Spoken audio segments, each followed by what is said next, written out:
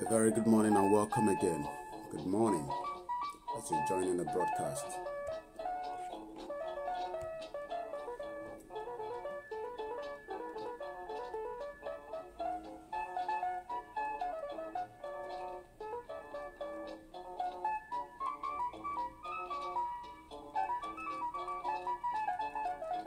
I welcome you on board. Good morning.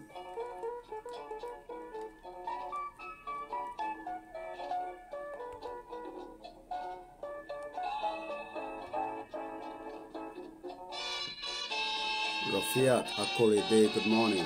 Adekoya, good morning. Ebere Chuku, good morning. Oyekome, good morning. Koiki, good morning.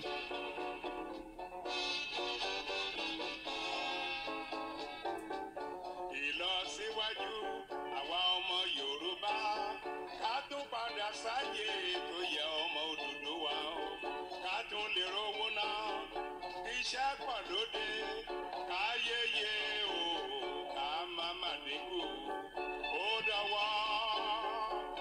dọwọ́ rẹ o Àjàgùnmálẹ̀ ìwọ lolúwo àwa o.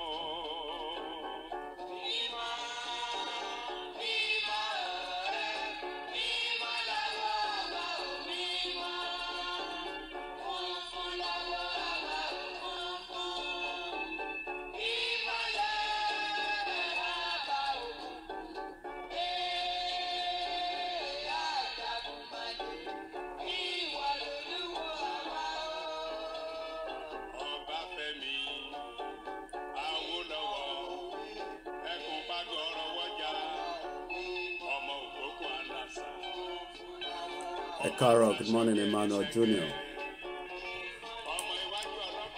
Ola Ojeniyi, good morning. Osita, good morning.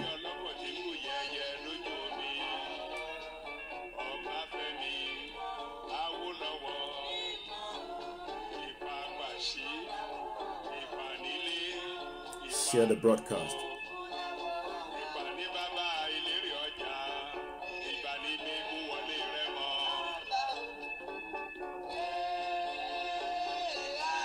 Adekoya Olariwaju, good morning. Oluwafemi Adisa. Said Ramoni, good morning. Alex Jufo, I'm very good. Thank you very much.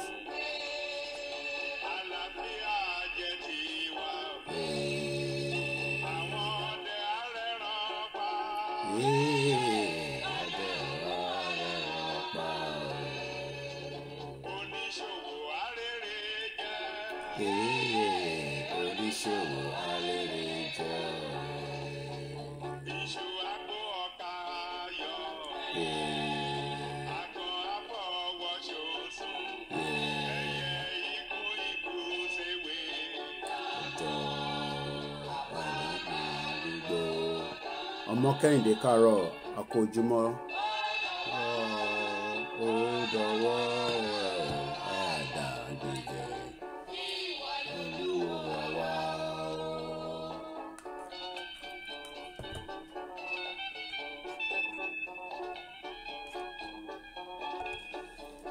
Welcome on board again, the 25th day of June 2020. It's coming up to 6:36 a.m. here in London. Walata, good morning.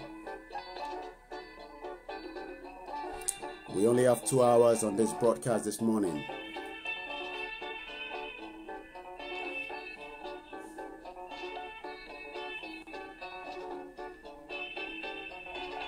Aliu Adebayo, good morning.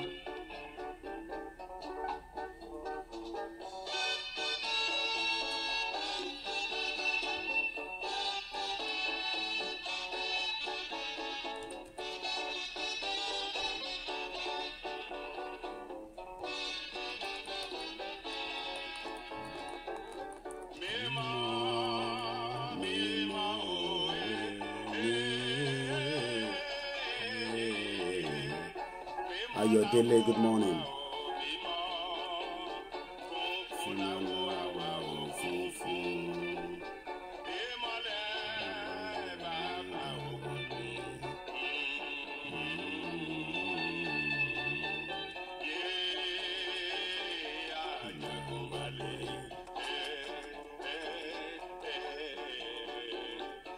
ìwọ lolúwa ọ̀rọ̀ wa o.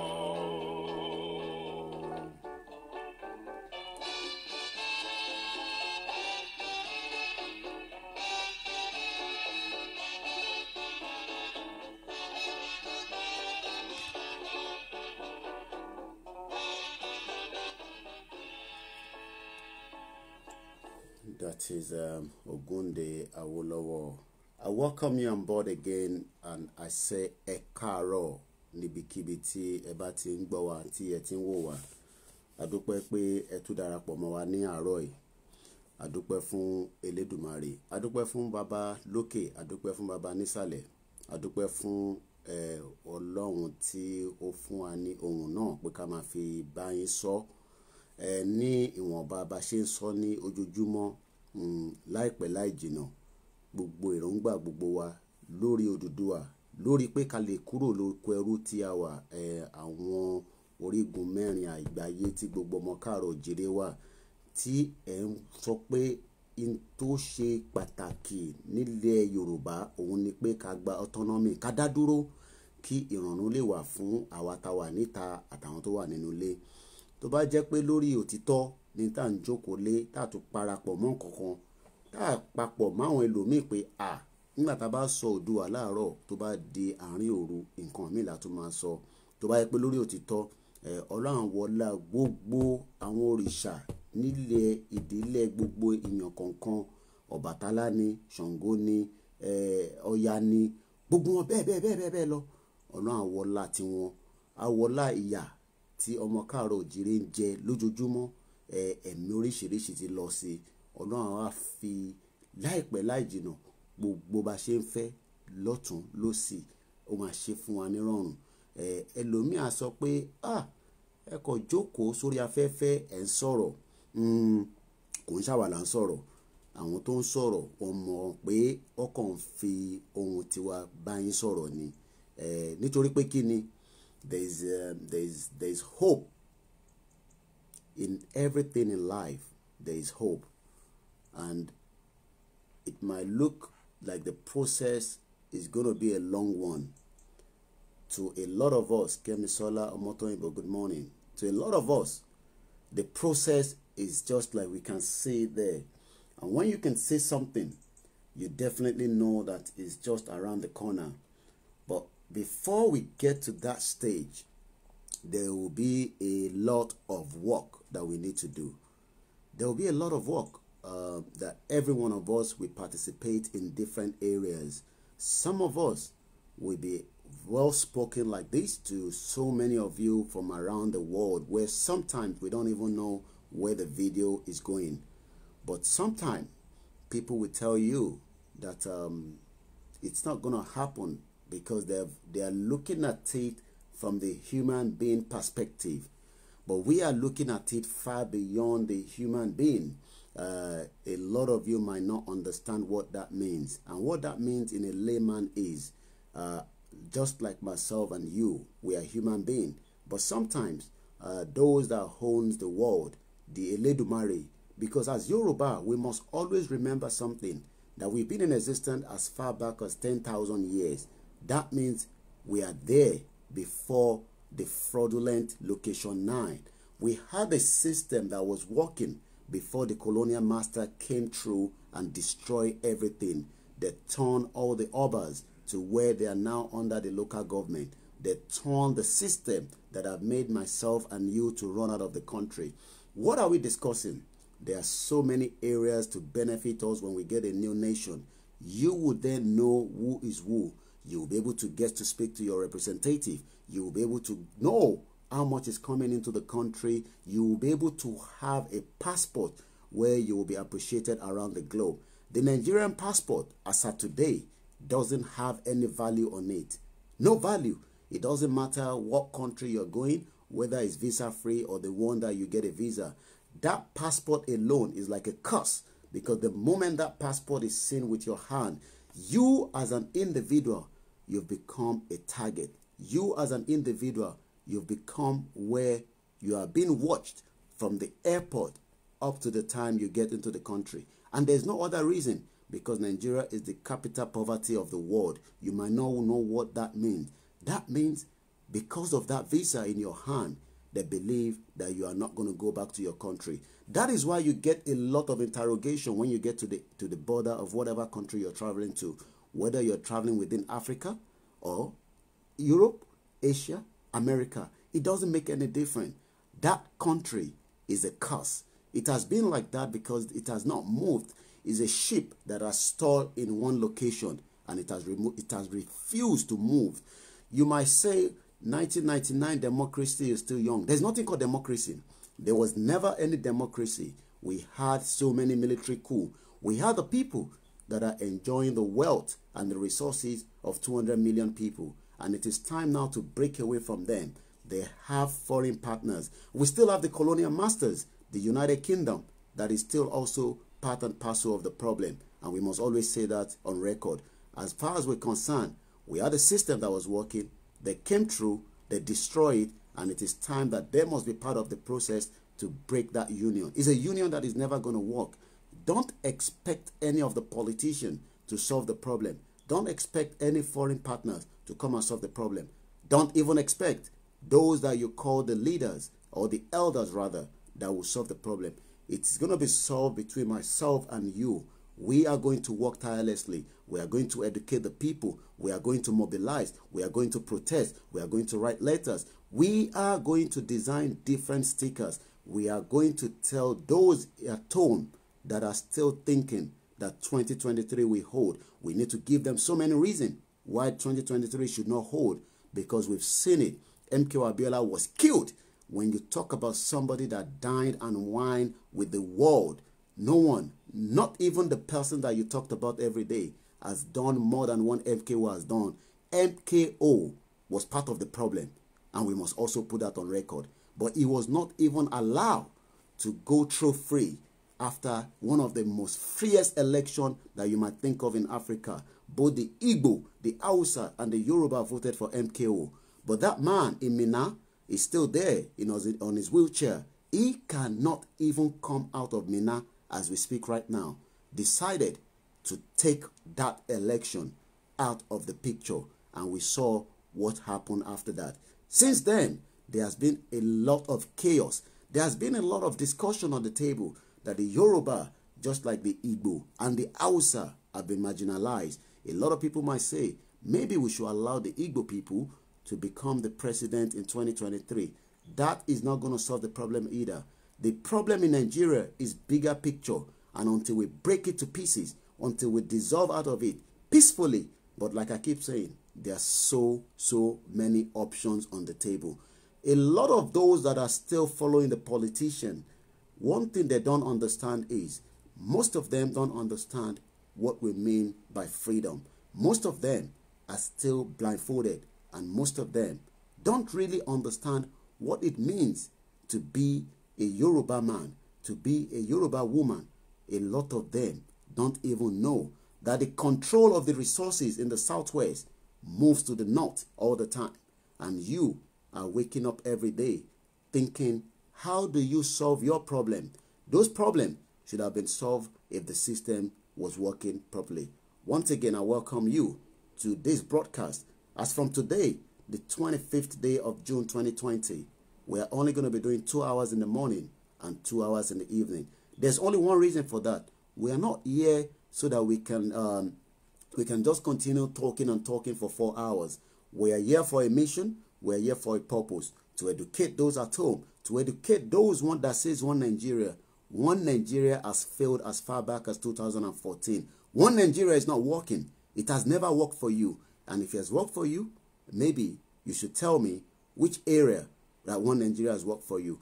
A lot of us, just like myself, we ran out of the country so that we can get a better life. A lot of us run out of the country so that we can be able to provide all those services, all those welfare, security, and those things, that basic things in life, to our loved ones back home.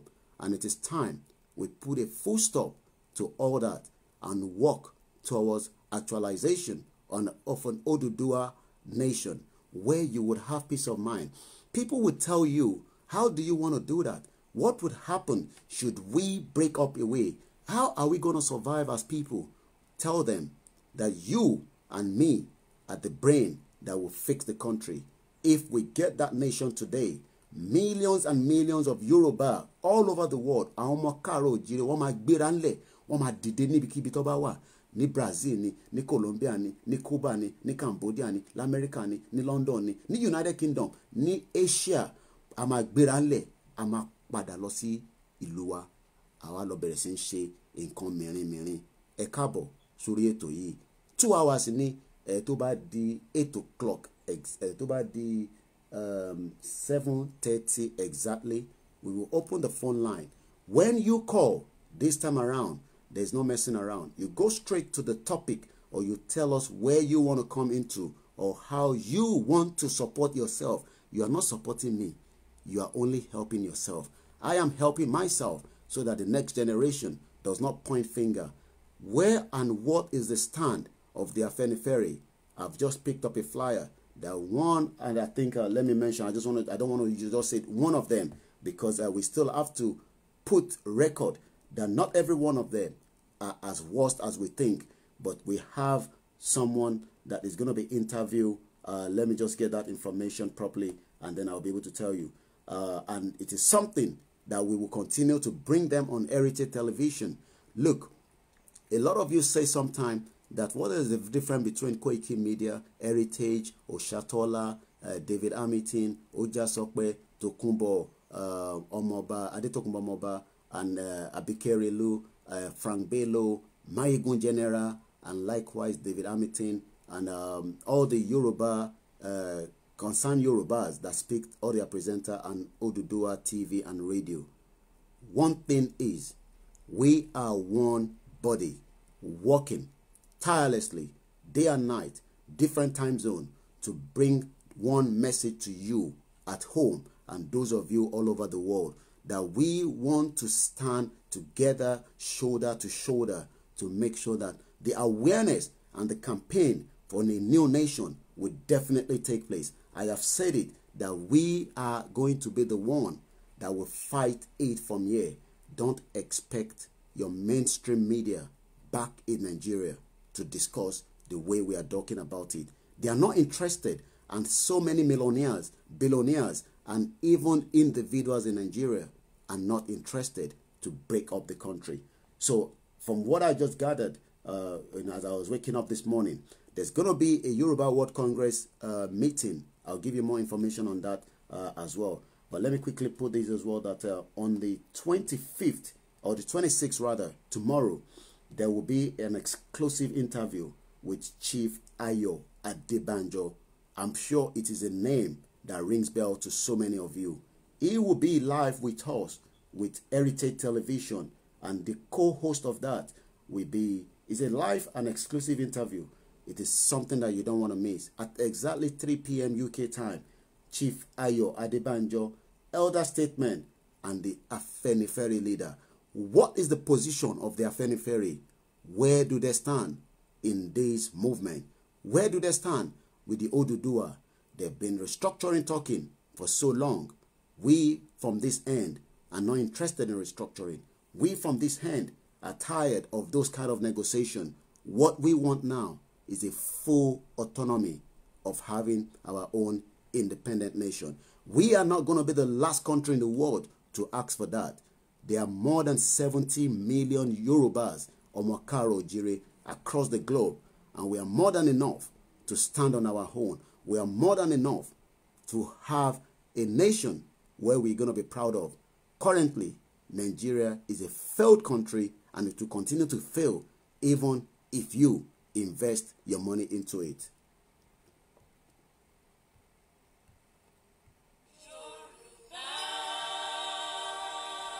I welcome you again and continue to share the broadcast.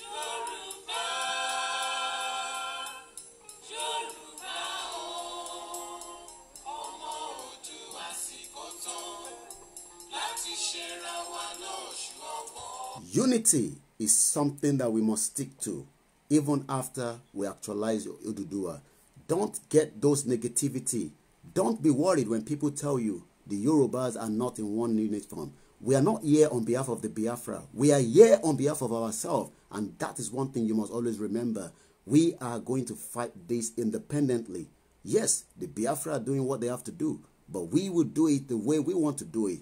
And like I keep saying, this platform is going to be used to fight it to the end on behalf of the Oduduwa. It is called KOIKIMEDIA.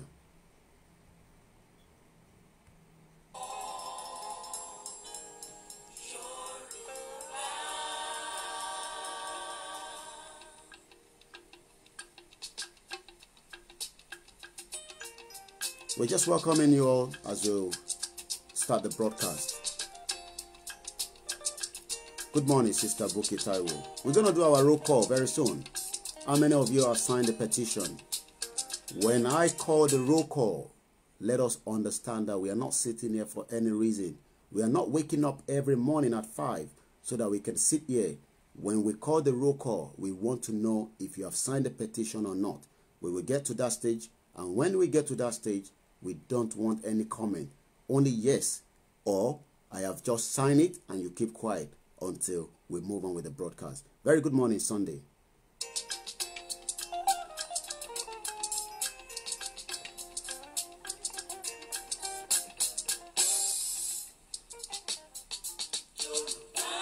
Good morning, Kendi Lawa.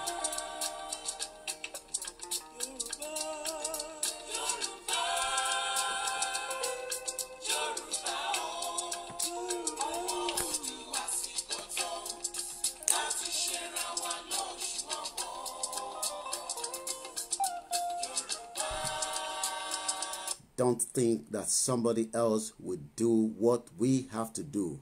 This is our own calling. This is our time, and we must not miss this opportunity. If we miss it, we are going to regret it for a very, very long time. There will not be election in 2023. There will be disunity. There will be breakdown within all the political party. But we must then tell the people the reason why they have never been their friend. The politicians are never be their friend until they start talking about Oduduwa. That is the only language we want to understand now. We are not interested in any of this. This is not a political gathering. Don't ever count any one of us sitting and talking about Oduduwa as a political gathering. We are not politicians, and we are not interested in any one of them until they start talking about Oduduwa. And that talking is not something that they will talk about it in the morning and they will go back in the night and they are planning something else. If you do that, Eledumare will take you out of this world.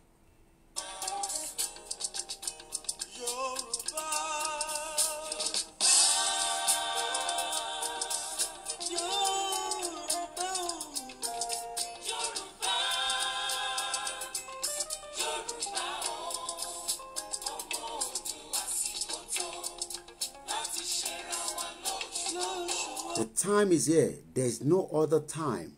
Look, don't wait till next year. Don't wait till next month. Don't wait till 2023.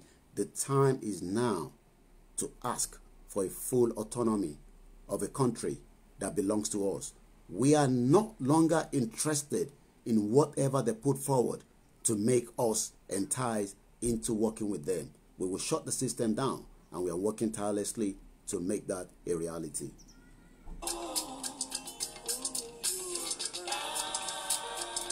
Good morning, my sister Mujade Soya.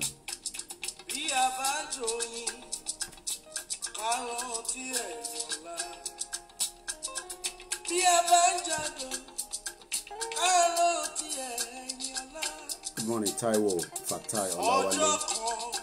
Gbogbo ẹ̀yin tẹ́ ń wò wá láti Nàìjíríà, àkí ẹ ṣé gan ni. Ẹ kú náwó, ẹ kú nára. Àsìkò yẹn ó fẹ́ súnmọ́ tó.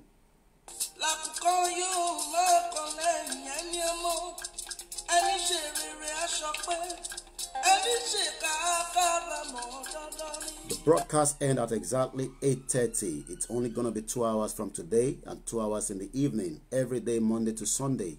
This is a fight that we must continue to put forward peacefully with proper quality diplomacy, and I hope you'll be part of that journey. No one in all over the world will fight for you to actualize what belongs to you. It is up to you to take it, and they're not going to give it to you in a platter of gold.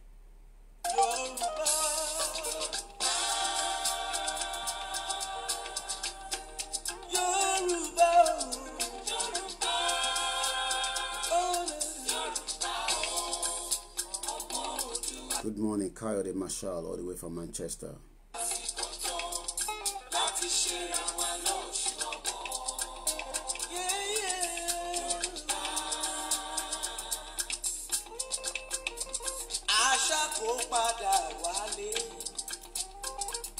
We have a lot of work to do. There's so much that we must make and put in place.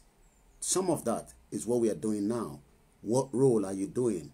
I was up till 1 a.m. yesterday in one mission talking about Oduduwa. Thank you very much to my beautiful sister that spoke to me. She's already working tirelessly in Mushi area. You know your area better than anybody. What are you doing? Or you're still expecting KOIKIMEDIA to speak to somebody in Oshodi, in Ekiti, in Ondo, in Oyo. Shibomo, look on the one ibe. Ishe wo ni wono nse. Let it make it actualization. Or you just wake up every morning. You just want to hear the voice, but you're not doing anything. Who is going to do it? Who are you expecting to do it?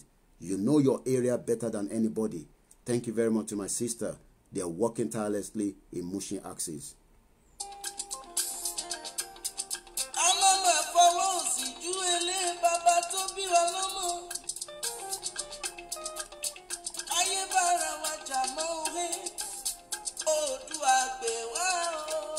Those of you working day and night, you are only helping yourself. I spoke to a very brilliant student. I won't mention the name of the university. They are ready. They are preparing. Very soon, Emagburo.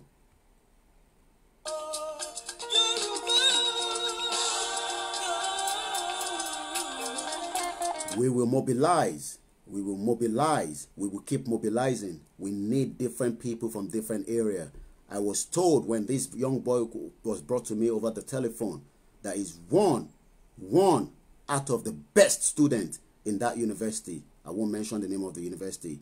He said to me, they've been waiting for too long for exactly this clarion call. What role will you play?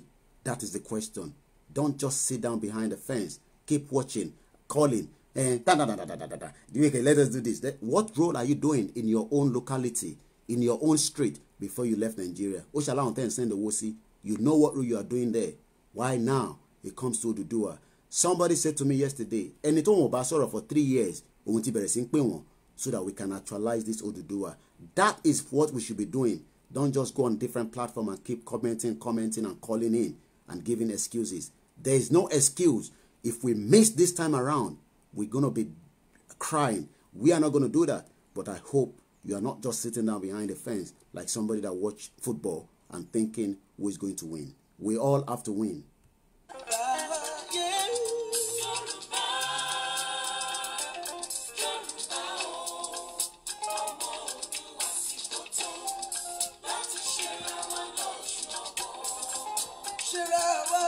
Don't be deceived that your radio station in Nigeria will be talking about this. Look, all those celebrities, all those that you call the elite, they are all part of the problem until they start talking about Oduduwa. That is the only thing that we want to hear from them.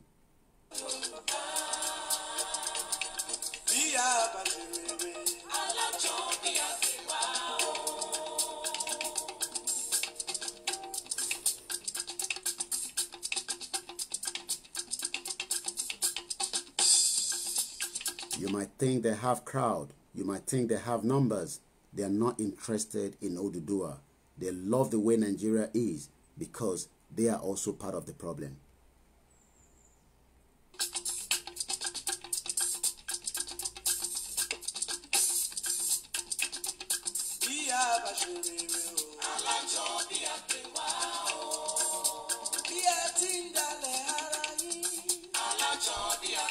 At 3 p.m. tomorrow, there will be a special interview that will be taking place on Orilede Television.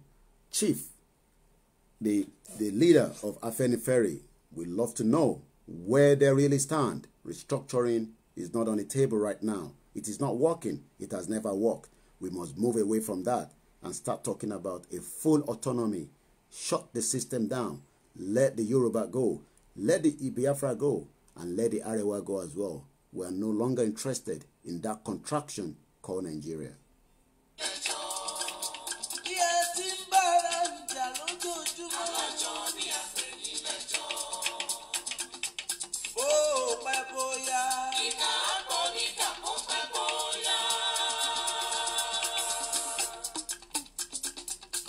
know your area more than I do. What are you doing? What area are you picking on? Don't work for every state. Do what you know on your own street. Canvass about Oduduwa within your own locality.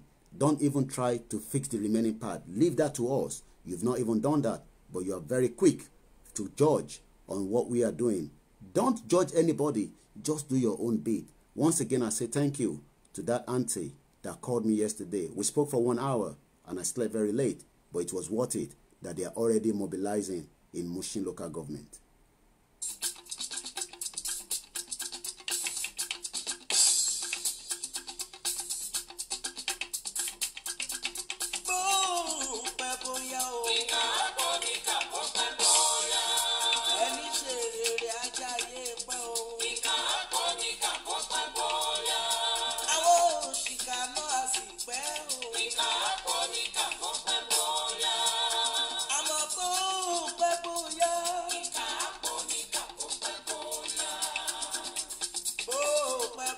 A lot of you went to school in Nigeria and you have so many friends.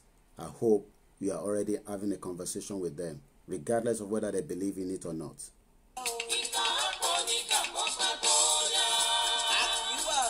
Good morning, David Adebayo.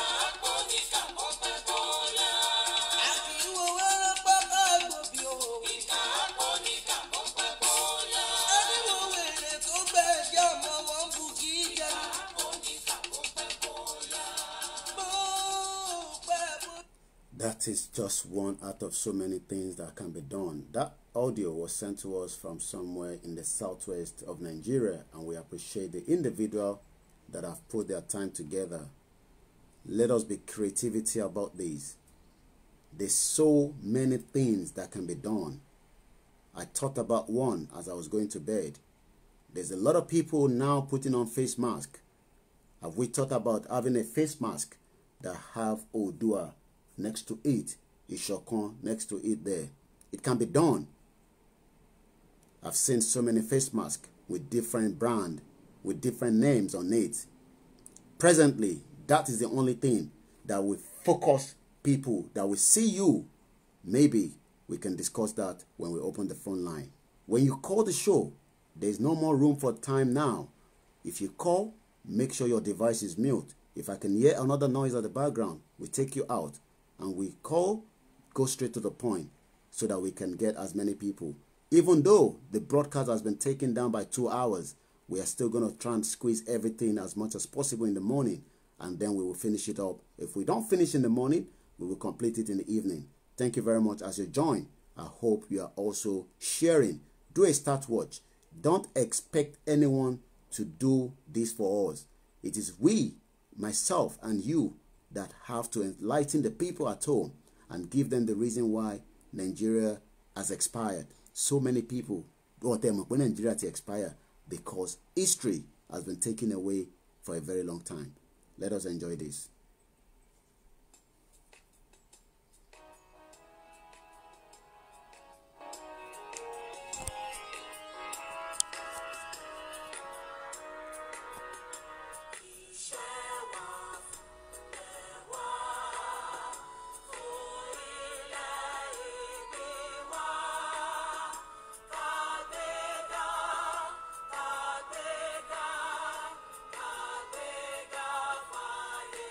I'll respond to that Sister Mujade song after this.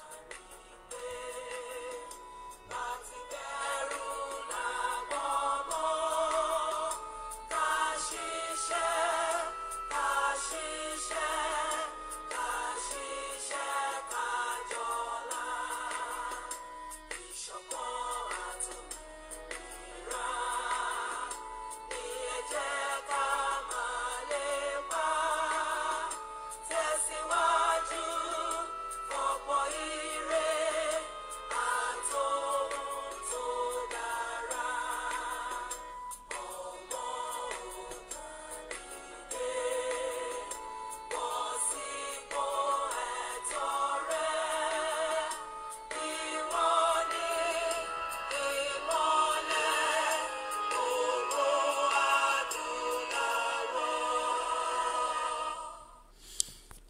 I say a karo and good morning once again. My name is Olayomi Koiki. Today's date is the 25th day of June 2020. It's now 8 minutes past 7. We hope to open the phone line at exactly 22 minutes from now when it's 7:30. When the phone line is open, please go straight to your point and let us go straight and discuss. First and foremost, I can say Sister Mojadeson is asking, what color should we be dealing with now? What I would suggest for now, we can look, even if you do it now and we get the right flag later, you can still go and do it. A lot of us have spent money in different areas. I don't want to say we've wasted money. We've spent money that sometimes we don't even know what we've done with it. I will go with this for now. If anybody is trying to do anything, go with that for now. Go with that brand the way it is. Create face cap. Create a banner. Gbogbo yín lẹ nílé ní Nàìjíríà tẹ́ kọ́ wọ́n lè sọ fún yín pé kó ṣe banner fún ẹ kọ́kọ́ do this and then you call Oduduwa a new nation, whatever you want to put on it, but you can use the crown of the Oduduwa head, use this background, and then let them print it for you. You own your house in Nigeria, in Southwest, let them put that banner in front of your house and let somebody tell you that you should take it down. We must do everything as quickly as possible to create awareness. Oh, le mosheti banner ti wo ma gbe síwájú ilé tó máa ṣe. We see, I don't want to mention all those, I won't mention the political party, but we see the way they put out their own banner all over the place. It is time that we start bringing our own out. Don't worry about the originality of the flag yet. Yet we've not got it. Tajuddin said they're working on it. But at least you have something that indicates that we are Oduduwa. Put whatever you want to put there. Do it the way you think is good for you now. Don't expect anyone in this world to come and do it for us. I thought about it again. The face mask is very good. Since everybody in Nigeria is using face mask, we can commission face mask to different groups of people that are tailored, where they will get the material. We will give them the sample of what we want. They will start producing it in their hundreds, in their thousands. It can only be done if you are ready. There's a lot of things that can be put in place. Don't expect anyone to come and solve our problem. Let's quickly look at some of what we're going to be discussing this morning. But the topic has not changed. Take a look at the topic. And also, good morning, Komolafe Johnson. Good morning, Nick. Also, if you're sending us messages on Facebook, I will advise you don't include your numbers in those as well. Do not put your telephone number in a comment section. If you said you want me to send something to you, inbox me directly. We don't want any one of you put your number there, and those that are the enemies are watching. They are reading all your comments. They are following the conversation, not just on my platform, in every one of us that are talking about Oduduwa. And the last thing I want is for your number to be out there and be picked up by the wrong person. Also, let us remember that this is a job that we must deliver. And if we don't deliver it, which I will deliver it, but I don't know about you, I know about myself. Don't talk about politicians here. This is not a political gathering. This is fighting for what they call an independent nation. And you might not understand what that means. But for so many people, we know what it means. We would have our own economy, our own security, our own welfare, our own education, our own border. We will close our border. We will protect it. We will secure it. At the moment, our border is porous, and everybody knows that. Nigeria is never going to work. Don't pray for it to work. Pray for actualization of Oduduwa. That is the only thing that can happen in our history at the moment. All the way from Akure, thank you very much for joining the broadcast. Let me show you a few things quickly so that by the time we get the phone call, if we can't finish everything, we will be back again in the evening with more discussion. The broadcast has been split into two on Molokwe Mama Peace. It's been a while. I'm sure you've been very busy. That's why I've not been able to see you on the thread. Ekaro, and welcome on board. Welcome to each and every one of you. This is something that we should be proud of now. You don't know what is coming when we get a new nation. You don't understand the magnitude of what people are waiting for us. Don't let any of your friends tell you that you don't know what you're talking. I want to so good morning, my sister Bolati Tuaderinto. Don't let inshallah wa kudratullah, inshallah. Thank you for your prayer. Thank you to everyone. So many prayers every day, not just for me, to everyone that is talking about Oduduwa. And we really appreciate those prayers. Don't let us relent. The evil ones, I'm telling you, you might think it's only the politician. Àwọn olówó Nàìjíríà wọ́n fẹ́ kúrò nínú Nàìjíríà. Ibẹ̀ ló ti ń jẹ ló ti ń mu. Àwọn tó ń pè ní socialite, ibẹ̀ ló ti ń jẹ ló ti ń mu. Wọ́n fẹ́ kúrò nínú Nàìjíríà. Wọ́n fẹ́ jẹ́ ká máa ṣẹrú fáwọn. Wọ́n fẹ́ jẹ́ kó máa ṣe ọmọ ọ̀dọ̀ fáwọn. Wọ́n fẹ́ lé gbogbo wa kúrò nínú Nàìjíríà. Káwọn di Nàìjíríà yẹn mú pẹ̀lú àwọn caliphate, pẹ̀lú àwọn Fúlàní àtàwọn foreign partners wọn kó máa ṣe yọ̀tọ̀mí, kó máa ṣe ọmọ lọ́lá, kó máa ṣe ọmọ lówó. Whereas láàárọ̀ bá ṣe ń sọ̀rọ̀ báyìí nísìn, ìyá kan kò lè bímọ nítorí pé kíni kò sí proper hospital ní Iléṣà níbi tó yẹ kó ti bímọ, kò sí proper ilé ìwòsàn ní Èkìtì, ní Oǹdó, ní Ògùn. Don't be deceived by all those projects that they say they're commissioning. That has not solved the problem for 60 years. Let us shut it down and save lives as quickly as we can. Once again, this is Olayomi Koiki. And we will continue on this message. We will not stop, whether they like it or not. They are not happy with it. That is their own problem. They are not happy with what we are talking about. That is their own problem. Enough is enough, and it is time we kill that system before it kills the next person. You might be the next victim, and you might be the next victim. Let me quickly play this video, and this is something that was sent to me. About the something.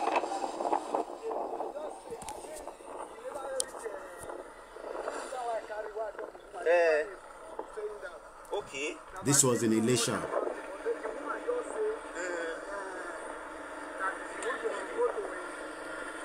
Okay.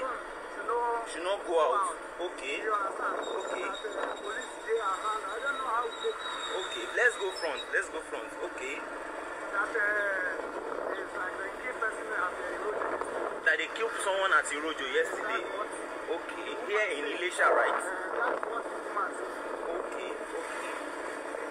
Now, this is the bike man that carries me. I've been talking to him.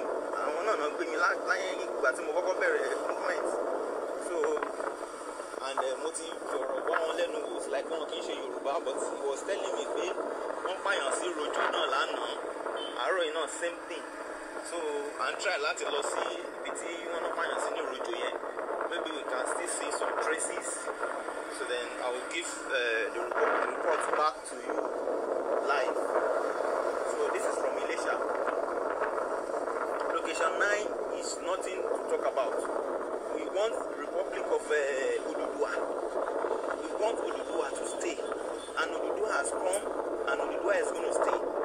Nothing can change that. This is Ali from Elisha. And that is one of our viewers. If you also have anything you want to share with us from your own locality, your local government, and you want us to talk about it, the crime that is happening there, the system that has not worked anyway, do let us know, and then we will also share that as well. I picked up this as well. The Lord here in UK discussing about the criminality of the killings, House of Lords, as we call it here in the United Kingdom, which is the second chamber of the UK Parliament, debates the continuous silent slaughter of Christians in Nigeria by the jihadist Fulani herdsmen and the Boko Haram. This is Lord Atton, who raised the debate in the UK House of Lords, warning against ongoing genocide. Tó bá mọ̀ tán pè ní genocide, ó jẹ́ lọ sórí Google kó lọ wá tán pè níbẹ̀. Tó bá rò pé wọ́n fẹ́ pa àti Christian àti Muslim, Fulani ò kíá. Tó bá pàdé ẹ lórí títì, ó máa bẹ́ ẹ lórí ni. They are not interested in whether you are a Christian or Muslim, but the genocide is already taking place in location 9. Good morning, HRH. Let me play that video. It's 1 minute 13 seconds, and then you would understand. They are debating it. It is time we put pressure both here in UK, in America, in the Germany, and also in France, and let them come as well, because they've been part of the problem. Yes, they are part of the problem. We know that. They are the colonial master, and let them shut it down now as quickly as they can, so that we can save the genocide that is already taking place inside location 9.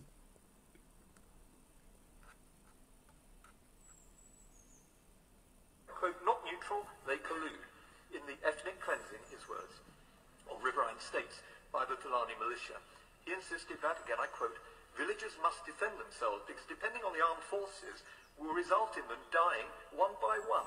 The ethnic cleansing must stop in all the states of Nigeria, otherwise Somalia will be child's play. Let me pause that and bring my face back here. I'm going to do the roll call very soon after this, Sister Buki. Do you hear what he said? Guys, you don't know the danger that is next. I know I look tired. I slept very late yesterday. I'll catch up later on this afternoon. You don't know the danger that is coming. He said Somalia will be child's play with the situation inside location 9. Let me rewind that again. Somalia, Somalia Leri, to Nigeria, Umaju Somalia law. It is time we shut it down and we start using these as part of our campaign tool. In the ethnic cleansing, his words, of riverine states by the Fulani militia, he insisted that, again I quote, villagers must defend themselves because depending on the armed forces will result in them dying one by one. The ethnic cleansing must stop in all the states of Nigeria, otherwise Somalia will be child's play. I'd like to hear, therefore, what practical steps the UK government is taking to work with the government of Nigeria in developing effective solutions to bring an end to this escalating violence. And perhaps the Noble Baroness can tell us whether there is a strategic plan and what representations have been made directly. Now, I know that solutions are complex, but there's nothing to stop the Minister calling on the government of Nigeria to recalibrate security arrangements and resource its forces as a matter of urgency in order to offer sufficient protection to vulnerable communities. My lords, as I close, I want to thank noble lords who are participating in today's debate and take noble lords back to where I began, to the more than 200 people, mostly women and children, who were killed in sustained attacks on 50 villages by armed Fulani militia. And I hope the message resonates with you just like it has done with me. We are sitting on a time bomb. All right, let's go straight to our roll call. And this is not to shame anybody. This is not to bring anybody down. Good morning, Alaja Ajibike. Ajibike store is on Deptford High Street, where you can get one of your finest African produce.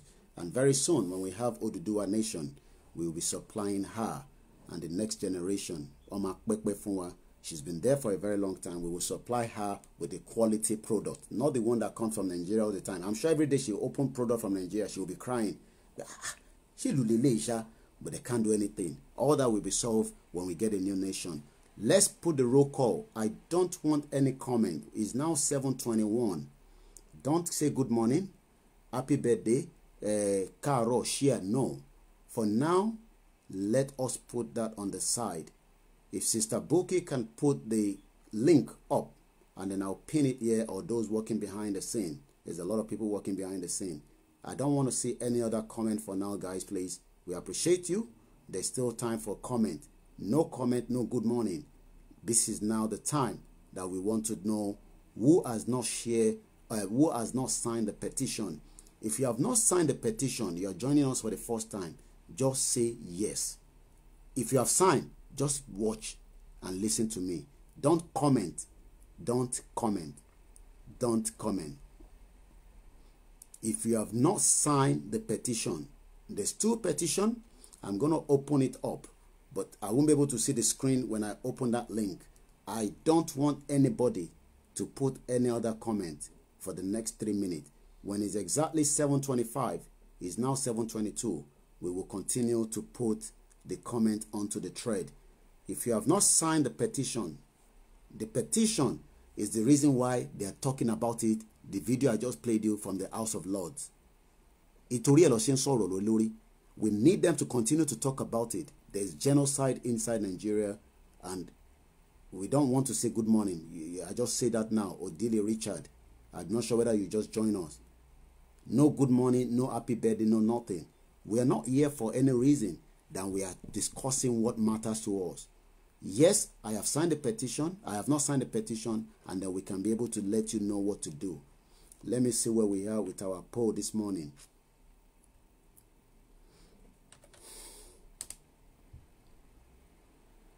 As of today, we have only had 2,477 people that have cast their poll. That is 1 out of 10,000 that we are looking for. We hope we will be able to rectify that as quickly as possible. We're still waiting. We have another 2 minutes. I could hear my bin man there. It's not like Lagos where they're not paying them for working tirelessly. My bin man is out there doing his job, just like I am doing mine here, and he get paid, not in Lagos. So that means everybody have signed a petition. Everybody watching us this morning.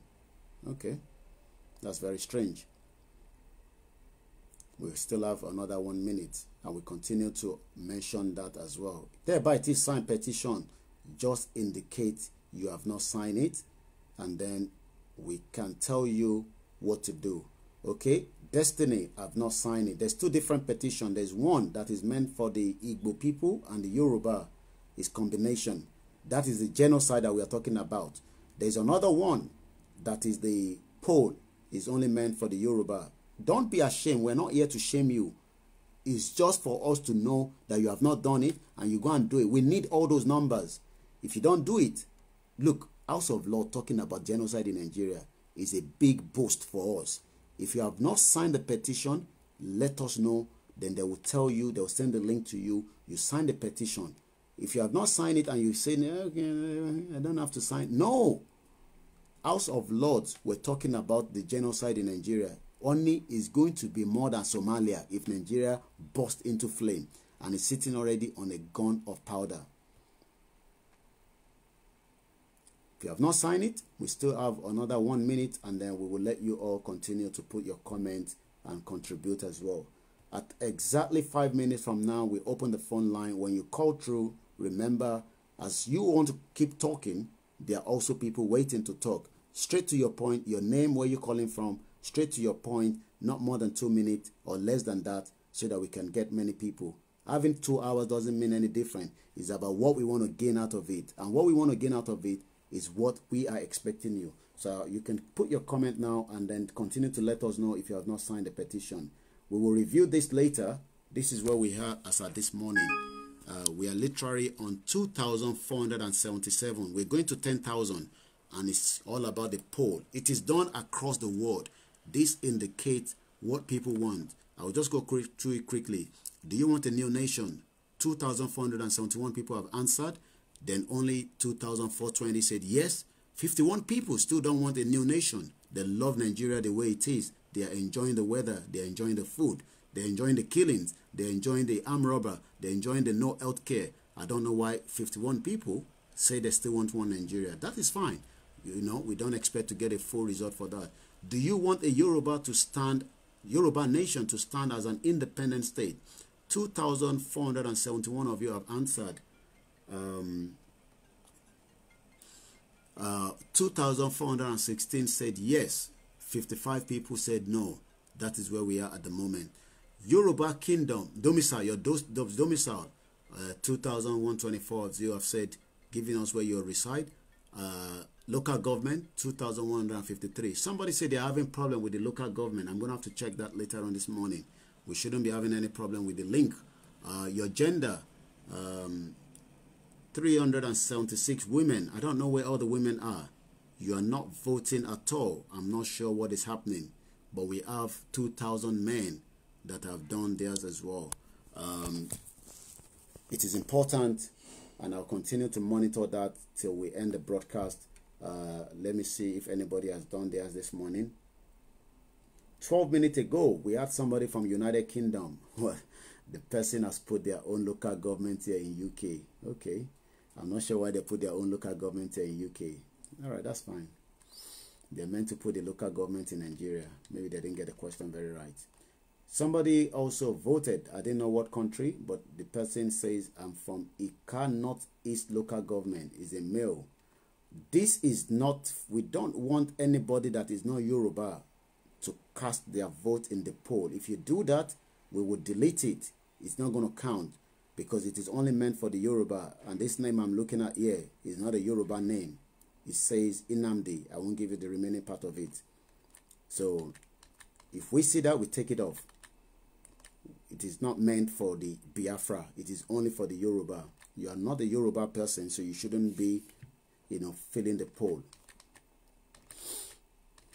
So if you think we are looking for number, that's why I'm seeing a lot of names that are not Yoruba.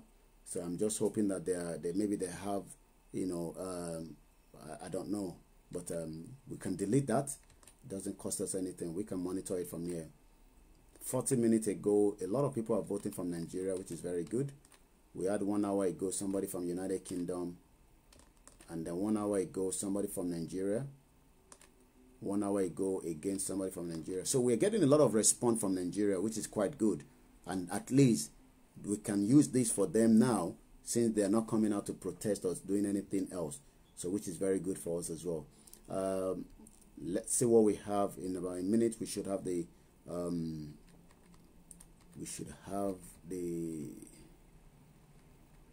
okay, I got something I wanted to talk about as well. Let's see.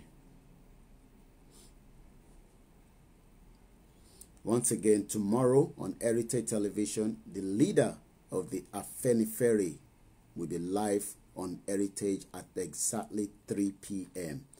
You don't want to miss that. Very, very important that you make sure that you glue onto Heritage tomorrow, because there will be so much conversation. End Nigeria now and save lives. I'm not sure I understand. Oh, you don't have to.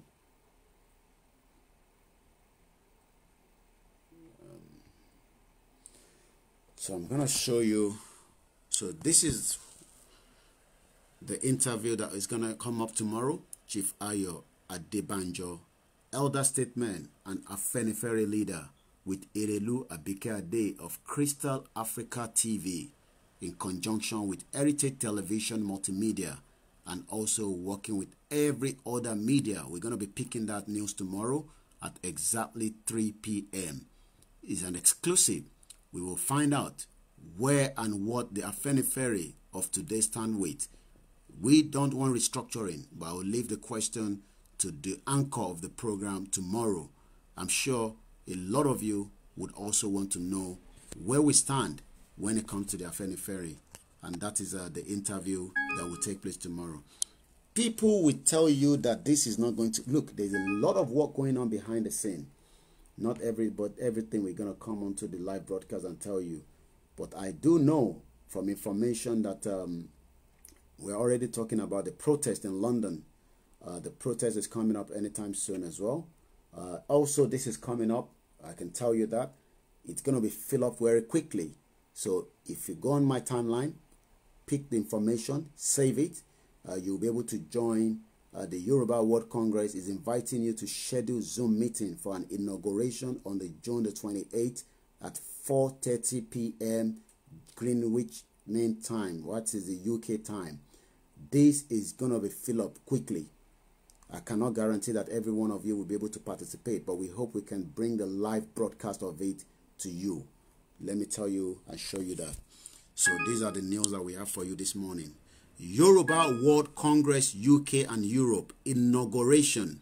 Please join us as we unveil part of the UK working group on the 28th of June 2020 at exactly 5 p.m. This is going to be live on Heritage Television. It's also in conjunction with all the other media here in the United Kingdom. Yoruba World Congress. This is now, we're moving into the next level. Like I said to you the other day, we've activated the level 2. It's no longer a WhatsApp group now. We should now start engaging ourselves in-house. Whether you live in America, in UK, we should start having meetings. At least the COVID-19. Tosin, good morning from Russia. The COVID-19 have literally wind down now. That means we can all start meeting up in our 3, in our 4. Let us move away from the WhatsApp group. That is the level we are now. There's different level. We are just unveiling it bit by bit. You don't want to miss this. It's going to be televised live. So even if you don't get into the Zoom meeting, you will still be able to watch this live, exclusive with all the media here in UK. We are working around the clock. Don't be deceived that we're not doing anything. There's a lot of work. We spoke to Tajuddin the other day on, I think, the part 36. I can't remember which of the part. He will be coming to speak to us again. They are working on all the modality. Don't wait for anybody. Get this done. If you have a house in Nigeria, send them money. Let them print it. Let them put it in front of your house. You are a Yoruba man, Yoruba woman. You own your house. That is a signal. People on your street will be happy to see it. They will want to know more. Is a message. We are doing also putting together all the numbers and the information of all the media and what time we're operating. That should be up and running, I can assure you, before the end of this week. We're collating it together when Oduduwa TV is talking, Concern Yoruba, so that you know what time each one of us are talking as well. You can also print it out. Don't wait for me before you do something. The awareness is very important. The first thing I have said this morning again, face mask is very, very useful now to get our message out there. We can commission it. We can work on it. If you want to be part of that, where you think you can come in, it's going to cost money. Yes, we can give to people for free, but we cannot tell somebody that is going to do it for free. No, it's not going to work. But we can give people for free. Imagine if we have everybody in Lagos, Oduduwa. It's part of the awareness. We spoke about the farming yesterday. If you are a farmer and you are diaspora, you have a farm that you're operating, you can also give us some of your produce. Yes, we don't have to buy it from you, especially if you're a diaspora. You can help us with that. When you give us that, what we're going to do is we're going to brand it as Yoruba World Congress, and we allow Oduduwa Molara. For everybody that wants to get it, we also tell them what and the reason for giving them that food. It's another area. We spoke about it yesterday. The phone line is open, +447594050979. The Yoruba World Congress inauguration, we're going to be unveiling it. We have activated a lot of things. Don't be deceived that because Nigeria is big, it will break. Ta ló sọ fún ẹ pé kò lè break?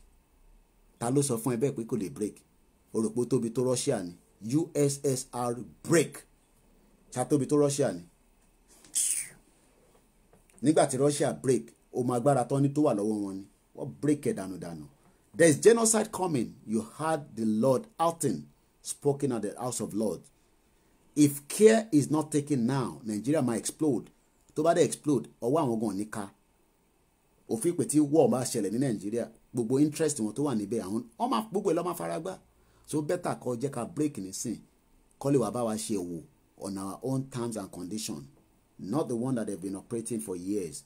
You want me to show you again? Bank of England here in UK is now talking about all the slave that their former governors have involved. A lot of streets in UK, on my change address one, is a energy that is changing. Ta ló sọ fún ẹ pé Nigeria ò lè break? Ojoko sọ pé Nigeria, àwọn ló sọ fún ẹ bẹ́ẹ̀. Ó máa break monokai. Go straight to your question or your answer or your comment. Gbéranlẹ̀.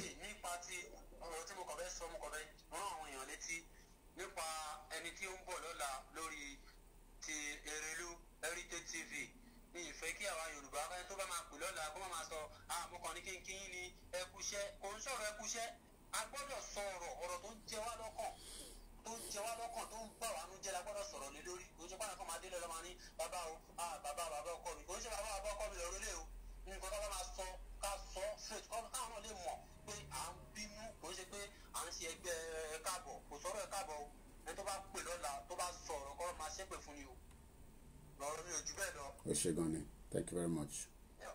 And Latif is talking about the event happening tomorrow at 3 p.m. +447594050979.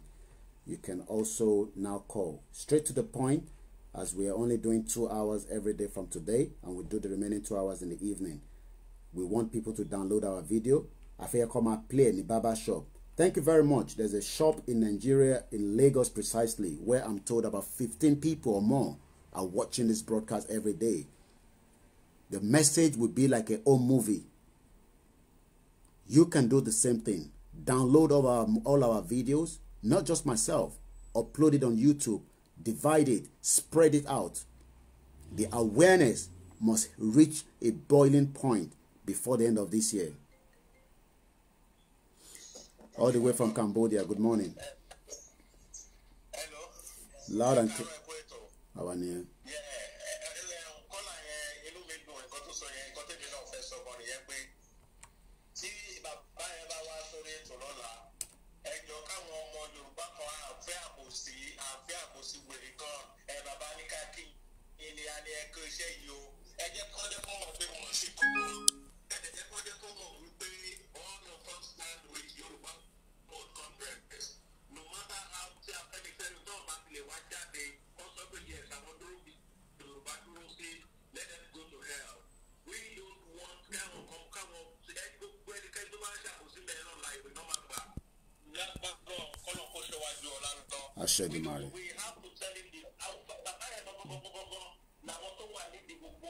Bẹ́ẹ̀ni.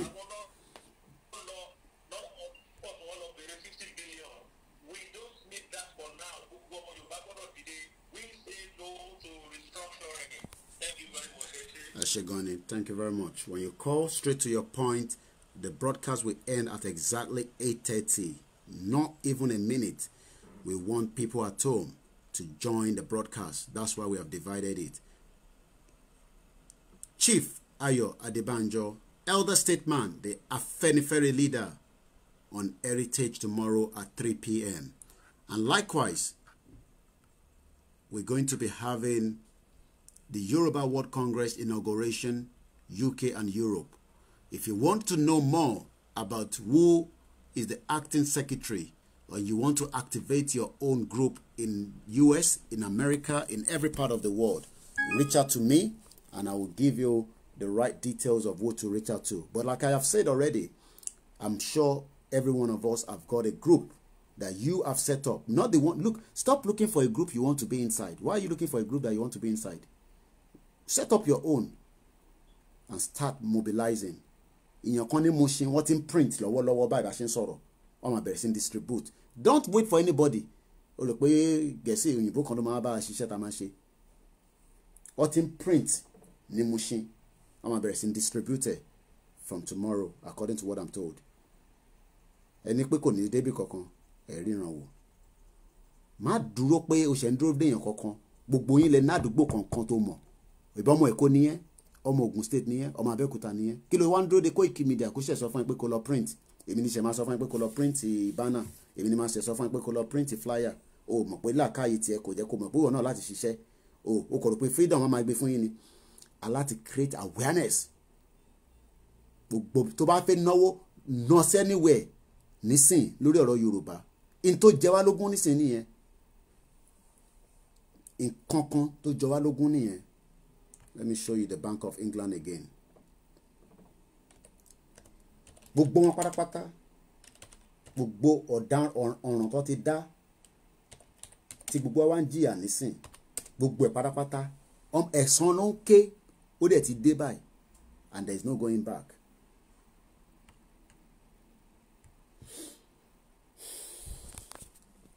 Tẹ́yìn ò bá mọ tó ń bọ̀ ni, àwa ti rí tó ń bọ̀, ẹ̀yin lẹ́sìn ń bẹ̀rù. Ẹ̀rù papọ̀ jókòó bíbá ẹ̀ lásán ni. Bank of England, slavery apology not enough. Nígbàsẹ̀. I'm still going to go there and do a live broadcast maybe before the end of this week. Nígbà gbogbo wọn la máa point finger lé lórí. You think we are scared? Ẹ̀yin lẹ́ ń bẹ̀rù ní Nàìjíríà. Scared of who? Àwa a máa so gbogbo wọn lẹ́sẹ̀. Gbogbo atrocity tó ti commit. Let me tell you something. Don't worry because you live in UK and you don't want to talk about it. You are wasting your time. They are the part and parcel of the problem. Now they're telling them that we will not accept the apology. What built the empire on the wealth?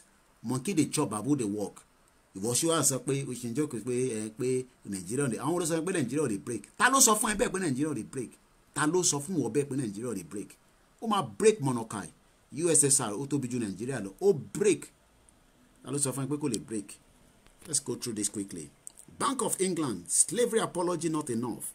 Trevor Bonner point to the prominent slave trade. Humphrey Morris and urge the bank to publish the extensive paper relating to his activities. Gbogbo atrocity tẹ́ ṣe la fẹ́ rí. Gbogbo bí tẹ́ tọ́jú ẹ̀sìn nínú archive ẹ máa lọ mú jáde. Ẹ ní kúre gbogbo yín. Gbogbo yín pátápátá. Àwọn ṣépè fún àwọn kan ní Nàìjíríà ìṣẹ́pà ń ṣépè fún. Àwọn oníta ń ṣépè fún ní ìsìnkọ́. It is a good news about time that the Bank of England acknowledged and apologized from some of his former employees who profited from slavery. Bank of England apologies for a role of a former director in the slave trade 19th of June. It is strange, however, that the Guardian report does not mention the bank's most important slave trading member, Sir Humphrey Morris. He was a director of the Bank of England from 1716 and the governor in 1720. Àwọn olórí burúkú gbogbo àwọn tó dá wàhálà lẹ́nu yẹn. Gbogbo owó orí tó ń san lẹ́kọ̀ọ́ tó ń san ní gbogbo South West tí mala gan lówó tí wọ́n ọtún lówó tiwa. Let me go and do a Google search on that person. Ogun ló máa pàyà láyà gbogbo wọn kò ní kúure. Spirit ẹ̀ kò ní sùn kiri. A máa fi jẹ́ lọ́wọ́ image ẹ̀dá. Cherry gbogbo atrocity tó dá. You guys don't know what the energy that is changing now. You think we are sitting here, we are not. I want to review gbogbo ẹ̀. Nigeria was not a country. Torí pé o ní passport Nigeria, torí pé o ṣe wà nínú Nigeria. Kò ń ṣèlú fraud. Ibi tó sin log lugati, ibi tó sisi is in our hands. Androki COVID-19 clearly. Ibi tó sin log lugati, we know it. Gbogbo wọn pátápátá atrocity tó ti commit. Ẹwà atrocity tẹ́lẹ̀ ti commit láti joy. A ṣe ń review anything. Ẹwà jókòó nítorí pé o ní ọ̀fun ẹni British passport, ọ̀fun ẹni pé ọ̀fun ẹni ìwé ìgbélú. Ìwé ìgbélú wo. A ní ká gba Yoruba nation kí partly tiẹ̀ kó nọti British pa. O mọ̀ pé tá bá ní partly tiwa ó máa nọti British pa ni. Mo sọ fún yín lánàá, Turkey is expecting 53 million tourists. Olórí burúkú government tani for 60 years. Ta ló máa ṣe tourism ní Nigeria tí kò sí security. Ó máa jẹ́ ọmọ gbé. Ìwọ́gùn ò lè lọ́lé. Ìwọ́gùn fi lọ́lé báyìí. Ó máa ń ké yàlà tí fún ni. Ó máa wà nú àwẹ̀ ni. How can you be going to your country and you be in the fasting? Ẹ̀rọ a máa bẹ̀. Ó mọ tó lè ṣẹlẹ̀. Ó mọ atrocity tó lè attack ẹ̀. Ìyẹn ló ṣe máa ń ṣàdúrà. Let's kill Nigeria now before you are the next victim. Let's go back to the story. Ṣẹ̀rẹ̀ ojú ẹ̀ ojú ò lè rí. Gbogbo atrocity tó ṣe la fẹ́ mọ̀. Gbogbo bí tó tọ́jú archive yẹn sí. Àwọn ò ní. You don't know the job of a journalist. Ṣebí journalist òyìnbó ló ń bá wọn sọ nísìn. À ní gbàṣẹ. Àwọn journalist òyìnbó kan ṣe wọ́n mọ̀ pé tí bàbá wọn tó ti commit ní Nigeria. They are not happy with it. Jókòó síbẹ̀ wọ́n sọ pé Nigeria ò lè break. Ọ̀rọ̀ dẹ̀.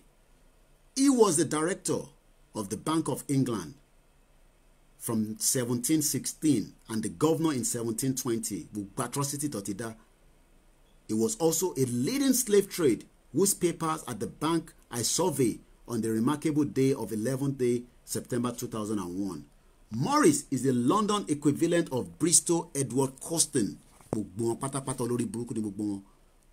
Don't want to open that again because of the time.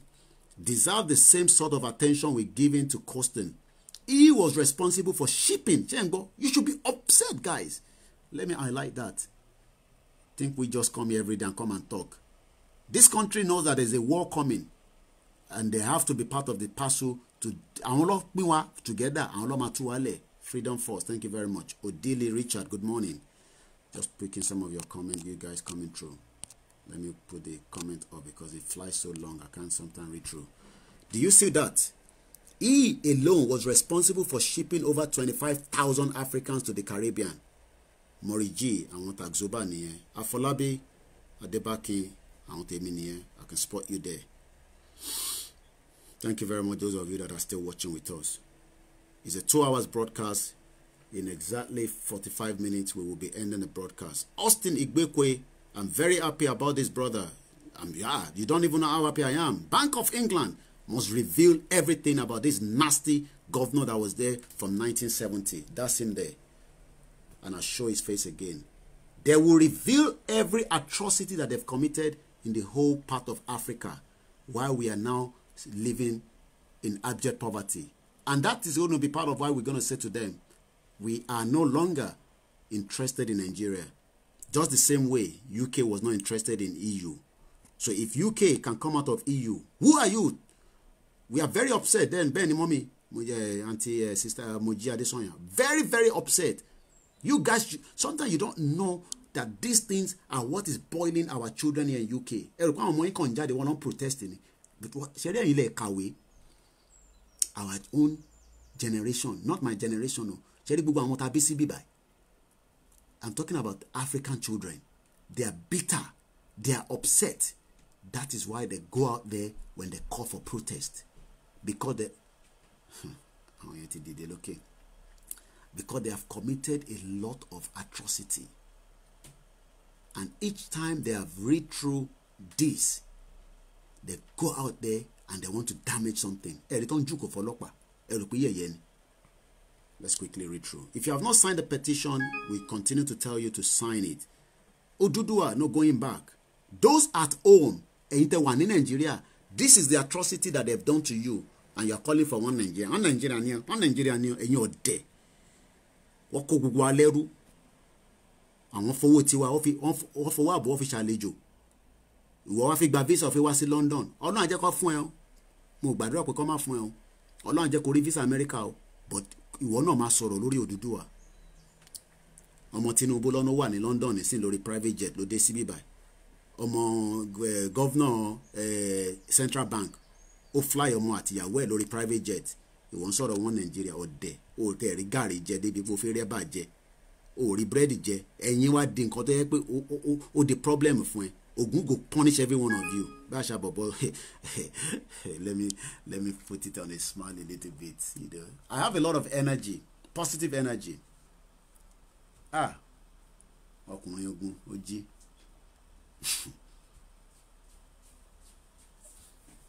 You know the guy that Mr. Ogun will kill every one of them. Let's read this article quickly. Because you know we don't have much time every day now, so I forget that I'm not doing 4 hours anymore. Sometimes I want to relax. All right, let's go through that again. You all should be upset. Your great-great-grandfather was shipped out of Africa, and somebody will tell me, one Nigeria knew, one Nigeria, and also one Nigeria. Yoruba has been in existence for more than 10,000 years. And he alone, he was responsible for shipping 25,000 Africans to the Caribbean. One thing the bank could do to make its apology real, rather than talking, would be to pay for the extensive papers on Maori slave trading involvement to be published. One need to publish Ibugwe. Yomai, good morning.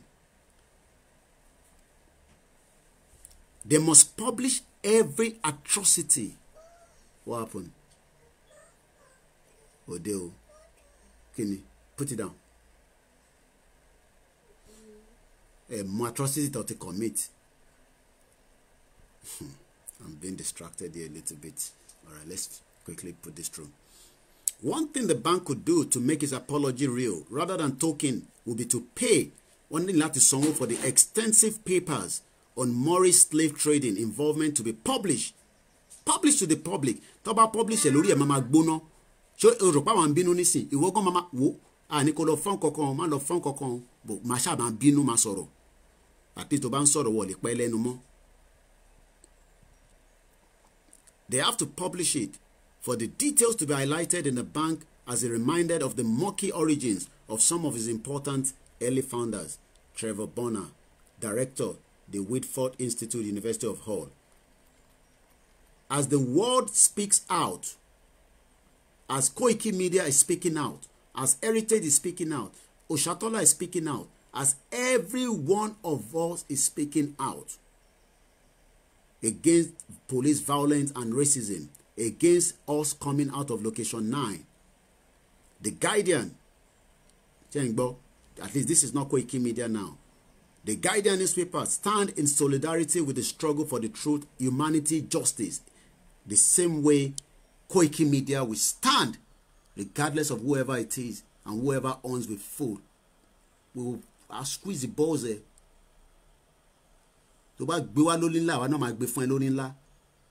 Yes, we are omoluabi. We are well trained, and I am well trained. But the state ban is sort of. I'm a sorry for those that are watching. Àwọn olè rẹ̀ wá ń bẹ̀rù níbi tá dé yìí.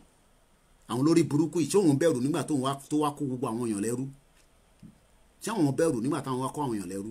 Ẹ wá sọ̀rọ̀ àwọn ọ̀rọ̀ dẹ̀ ẹlòmíà kọ́ jókòó àwọn ní aṣíwájú kinní kan ẹni àwọn politician kan àwọn ọ̀dẹ̀ ẹ̀ mọ kankan. Àwọn tó kó gbogbo alẹ́rú lélẹ́yìí. àwọn ọmọ aṣíwájú yẹn wà ní London lórí private jet tó wà ní London nísìn ìwọ jókòó tẹ̀rí kankan jẹ kò sí ná lórí kíní ẹ̀ o mọ ìtọ́ san lórí private jet kò fi gbé wọn wá láti Nàìjíríà kò máa ń ṣe normal plane ló gbé wọn wá private jet ọ̀dẹ̀ kì í sàn án Nàìjíríà ní ọ aṣíwájú níjọ ọ̀rọ̀ ọ̀dẹ̀ Nàgàmú jókòó wò mí láti Nàìjíríà rò pé àwọn politician yẹn wọ́n fẹ́ràn ẹni pépà ń sọ pé ká má bínú fún atrocity tí ìlú wọn ti commit sórí wa. Guardian says I stand in solidarity with the struggle for truth, humanity and justice. For decades, we have reported on the brutality that has destroyed the lives of black and minority ethnic citizens around the world. Justice starts with uncovering the truth. That is what we are trying to do. That is what KOIKIMEDIA is doing here. And when I tell you, oh, what is it talking about? At least that is a British paper. It is not just police violence. The racial inequality of the coronavirus are clear as it is disproportionately devastated minority community. Àwa la wà affected jù ní UK. Torí pé àwa ni wọ́n tì síwájú, àwa ló fẹ́ ká lọ kú. Àwọn Mumu, Nagamu, bẹ́ẹ̀ ni David Adebayo, ọmọ Tinubu ó gbé private jet pẹ̀lú àwọn ọmọ Alákìjà. Ìwọ ń sọ̀rọ̀ wọn Nàìjíríà. Wọ́n wà London báyìí nísìn. I'm sure pé ọmọ máa wò mí nísìn wọn kọ́ máa rẹ́rìn ni. Gbogbo yín pátápátá àsìkò dájọ́ Ọlọ́run ó ti dé tán. Ẹ̀yin ọ̀dẹ̀. And that is the damage. Now, this is where I want to show you. When I tell you that support KOIKIMEDIA, you think I'm just talking nonsense. Did you see that? I want somebody to screenshot this, HRH. Screenshot this part for me and send it to me right now. And I'm going to put it on Facebook. And you're there. When we say support us, you think we don't know what we are talking about. You don't know what it means to be fighting the governor and the Bank of England. It's because people, you see, you can even pay through them.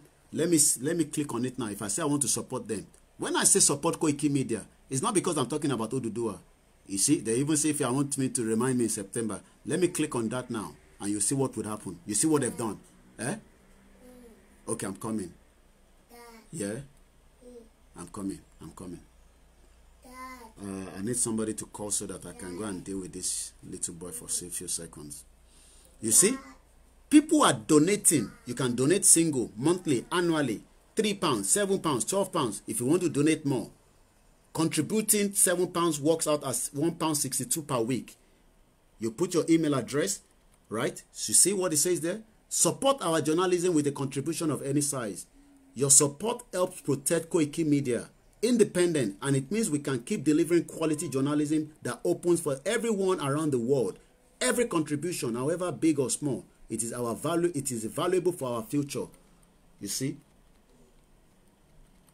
So you think when I tell you, and this is Guardian newspaper. Guardian. Yes? Guardian newspaper.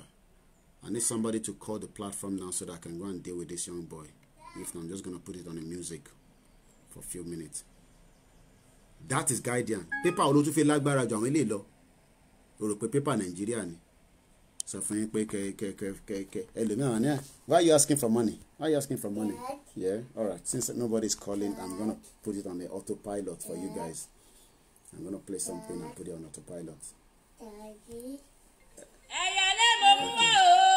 Okay. All right. Let Mr. Paul take over the show.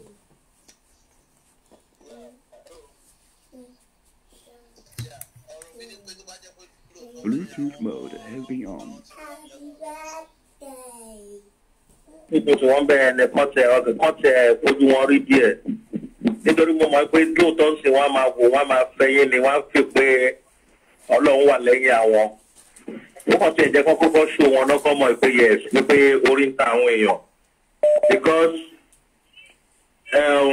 àwọn èèyàn lè máa wò báyìí lórí gbogbo eléyìí tó ń ṣẹlẹ̀ yìí, we need to deal with them. And tó bá tó di ọ̀la náà ẹjọ́ mo tó sì máa rán ọ̀yàn wa létí.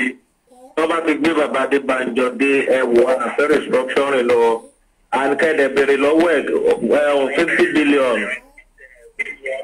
50 billion tó ní àwọn fẹ́ yá. Kí ni wọ́n fẹ́ fi ṣe?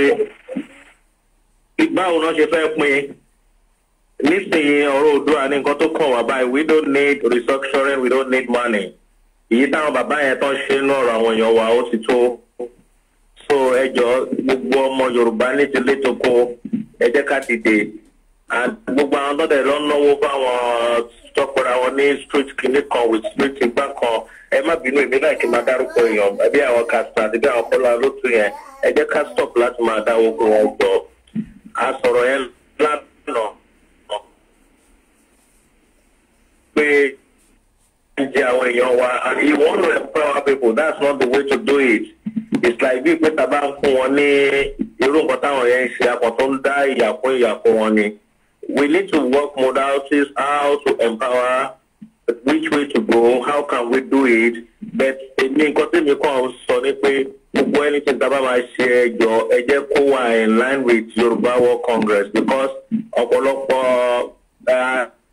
agitation group tó wà ń tàn sìn ọ̀pọ̀lọpọ̀ wọn they are just building it up for 2023 àti rí ọ̀pọ̀lọpọ̀ wọn irú àwọn kan tó ń pera wọn láwọn kíní kan kọ̀yà ìṣe ni wọ́n ń scam àwọn èèyàn ni wọ́n dẹ̀ bẹ̀rẹ̀ sí so wọ́n fẹ́ máa gbé àwọn ẹgbẹ́ yẹn láti lè máa kó àwọn èèyàn jọ máa dáwó àti pé kọ́ máa sọ nítorí politics most of them wọn tẹ bá sọ̀rọ̀ nǹkan tí àwọn wọn ń ṣe lórí platform wọn tẹ bá rí wọ́n ṣe máa sọ̀rọ̀ so ọ̀pọ̀lọpọ̀ àwọn tó dẹ̀ rúre tó jẹ́ èèyàn gidi wọ́n ti ń kó lórí àwọn platform yẹn. We need to back up Yoruba World Congress and irú ètò àwọn KOIKIMEDIA tó yẹ pé they leave their time láti dẹ̀ rí pé okay ọ̀rọ̀ Oòduà ó bọ́ sí pẹ̀lú other groups tó bá ń ṣe kì í ṣe àwọn kan tó máa ní àwọn kẹ́lẹ́ kan kọ̀yà àwọn gbá kan kọ̀yà tó yẹ pé wọ́n kàn dọ́ pé àwọn gan wọn ní dignity wọ́n kàn fẹ́ máa fi kó àwọn èèyàn jẹ ní ẹjọ́ ẹ jẹ́ kí gbogbo ọmọ Yorùbá this is time and if tábà dìde ohun wa àti ìdìde wa ó ní agbára dáadáa ju pé a tètò jẹ́ kí gbogbo ètò ìgbésẹ̀ bọ́ sí ṣùgbọ́n káwọn kan jókòó kọ́ máa ní àwọn òfẹ́ Oòduà àwọn òfẹ́ gbá àwọn òfẹ́ àwò iṣẹ́ yà yẹn bá wọn lára mu ni kí nínú wọn kàn tiẹ̀ dìde lásán kó lọ wo Ghana lásán àmọ́ pé ìyà làwọn ń jẹ ní Nàìjíríà ṣé títí tí ò da àbí tó yẹ pé ẹlòmíì tó bá jáde lọ a máa bẹ lọ́nba náà bí ni kó má gé orí òun kóhun tó wọlé ẹ wo orúkọ tó ń ṣẹlẹ̀ ní Ìbàdàn tọkàn fa àwọn èèyàn nísìnyí wọn ọmọ àwọn tó pa wọn bóyá Fúlàní ni o bóyá ọmọ ìlú ni o just ẹ wo bí abúlé tuntun yẹn ṣé bí ó ṣe jẹ́ kí gọ́ọ̀mẹ̀ntì máa tó bá fẹ́ create new village ẹ wá fi new village ọ̀hún ẹ fi sílẹ̀ bí igbó kò sí náà kò sí nǹkan kan kò sí títì báwo ni wọ́n ṣe ní máa commit crime nínú àwọn ọbẹ̀ yẹn ẹ wo àwọn tó láwọn invest lórí estate kìíní wa gan wá pa wọn kàn ṣe lè village mi ṣàkóṣàkó jákàjáká ẹ wá wo wọn máa ní káwọn èèyàn máa wá kọ́ máa san àwọn exorbitant price àwọn owó tó jẹ́ kó ṣe kéde kò sí development kò sí nǹkan kan ẹ wo Ọlọ́run ẹ ṣàwo ẹ má bínú ẹ̀yin èèyàn má bẹ̀yìn ẹ dìde sọ̀rọ̀ ara yín because that Nigeria or location now is not well organized and gbogbo orí ìtàn ṣe yé gbogbo èmi ò kò lágbára lọ́n kò ní bá wa wọ ilẹ̀ Oòduà even gan àwọn tó bá fẹ́ invest lórí estate àwọn gbogbo all basic amenities must be there. I kò sí nǹkan tó lè attract àwọn èèyàn kó lọ síbi kan kò sí security gadgets bí CCTV bí nǹkan kan ẹ lọ wóoru bẹ̀yẹ ẹ lọ gbọ́ sórí yẹn nígbàdàn ṣe ẹ lọ sí ibi kíní man Oríyọmí Abdul yẹn ẹ gbọ́ oríṣiríṣi crime tó ń ṣẹlẹ̀ ẹ ń ṣe tọkàn pa àwọn èèyàn níbi new site tó yẹ pé gbogbo nǹkan bẹ̀yẹ the country is not well organized the governors are not doing anything wọn kọ governor mi a sọ pé òun ṣe housing project àkọ́kọ́ bí ilé bí 100 láàrin ọdún mẹ́rin ẹ̀ẹ́dẹ̀ tó ti rí wọn wá tún máa jà wọ́n tún ti máa plan ọdún mẹ́rin míì oh my god ṣé eléyìí ó ti le jù máa rọ àwọn èèyàn wa ìjọ we need to know what we are doing I need láti dìde we need to start educating our people down there that is for hope and ẹ̀dẹ̀mà trẹ́sìn ni wọn náà ìwọ tó o bá ti dìde fún Oòduà Republic we won't send money to you because ẹlòmíà àti rò pé okay tó ń bá béèrè owó wọn wá kó send ẹ̀ wá kó ṣùgbọ́n wá kó ṣàwó we need to let them stand up for themselves tó bá tẹ̀sí máa dọ́jọ́ wájú tá bá tẹ̀sí máa sọ pé òkè gbogbo wa tá wà ní diaspora o ẹ jẹ́ ká ṣe nǹkan kan o through Yorùbá World Congress so but they still need to stand up because àmọ́ pé lóòótọ́ ti à ń jẹ wọ́n kò síṣẹ́ kò sí nǹkan kan. Hello. Mr. Paul. Thank you very much. Are you there? Yeah, I'm back here now. Yeah, thank you very much. Yeah. Thank you. Let's go straight to Lagos. There's another caller. Biranle Kiakia Angwe. Hello. Okay. There's no time. If you call, there's network problem. You have to call back. Thank you very much, everyone. I had to do one or two things there for the sort of few things. No one is going to solve the problem. And we've all seen the problem now. The problem has been highlighted in a very simple English by the Guardian newspaper. So when I mention UK, we shouldn't be upset because they are part of the problem. We've just read it from Bank of England on the Guardian newspaper. So don't think because you mention their name and you live here, no, that is not a crime. It is the atrocity that was committed and they must rectify it.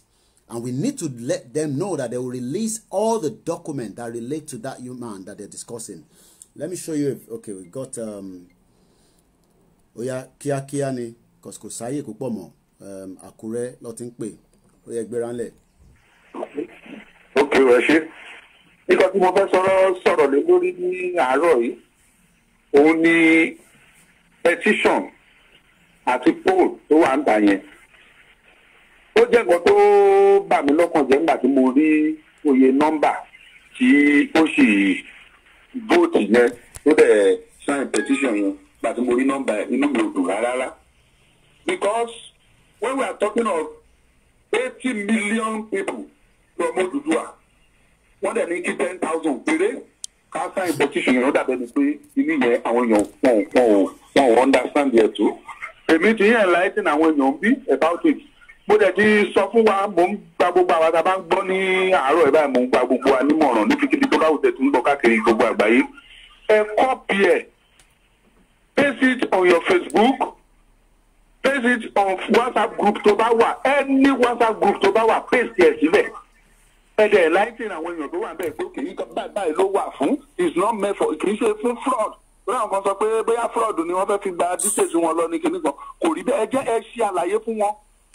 10,000 yẹn kò yẹ kó ju 2-3 days tó yẹ kó fi pé ẹ jọ̀ọ́ ẹ jẹ́ kí yẹn ká kọ́kọ́ ṣe yẹn ká sign petition yẹn ká ṣe kíni poll yẹn ká bẹ̀rẹ̀ ẹ jẹ́ ká enlighten àwọn èèyàn lé lórí kí yẹn kọ́kọ́ complete kó tún gbé another 100 mi jáde fún poll yẹn ká tún sáré ṣe yẹn ó ti yẹ kó rí yẹn. There's a poll that came out with the UK government losing the public approval over handling of the COVID-19. In conclusion, sir. Yeah, Mungbo. Mo tún fẹ́ gbà yín nímọ̀ràn pàápàá jùlọ èyí tẹ́ wà nílé tẹ́ wà Nàìjíríà tẹ́ wà nílẹ̀ Oòduà ń bí. Iṣẹ́ wà lọ́wọ́ wa láti ṣe. Ẹ jẹ́ ká gbìyànjú ká jáde. Èmi ti sọ di sẹ́ǹsì o, wọ́n ti ẹ̀ ti táàgì mi lórúkọ mo ti I'm less concerned. Ìjọba káyàn lára, ìjọ tó káyàn lára ẹsẹ̀ méjèèjì lèèyàn fi jó. And no, I was out. From one shop to another, I will send some of the clips to user. From one shop to another. Just like we're asking you to do. Ṣé ẹ dẹ̀ wá fẹ́ ká dá dúró lọ́tọ̀ ká máa dá Yorùbá ṣe lọ́tọ̀ gẹ́gẹ́ bí Orílẹ̀-èdè Oduduwa? Ọ̀pọ̀lọpọ̀ wọn ní bó ṣe yẹ kó rí nìyẹn. Few of them ló sọ pé àwọn ò fẹ́ bẹ́ẹ̀ torí wọ́n máa jagun wọn ní kò sí bó ṣe máa ṣẹlẹ̀ tí ogun ò ní wáyé. Bọ̀dá dẹ̀ tún fi ń yé wọn pé ó ṣeé ṣe fún wa láì jagun náà. Ẹni tó bá fẹ́ jẹ́ pé tógun ni kò sí bá ṣe fẹ́ ṣe náà ojúbọ̀rọ̀ gbọmọ lọ́wọ́ èkùrọ́.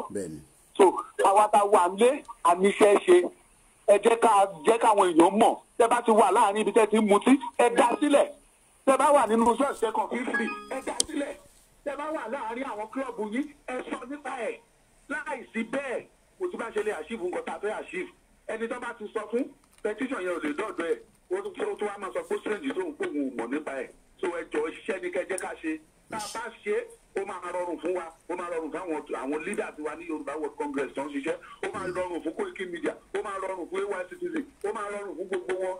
Inú wa dẹ̀ máa dùn pé ṣé káwọn ṣe pé ó yìnbọn ó fara hàn. Ẹ ṣé. Ó ṣé gan ni. That is from Akure. You all remember this man, this boy, or this young man, is now crying out loud. Gbogbo náà ló máa sọ pé APC ní jọ̀ọ́.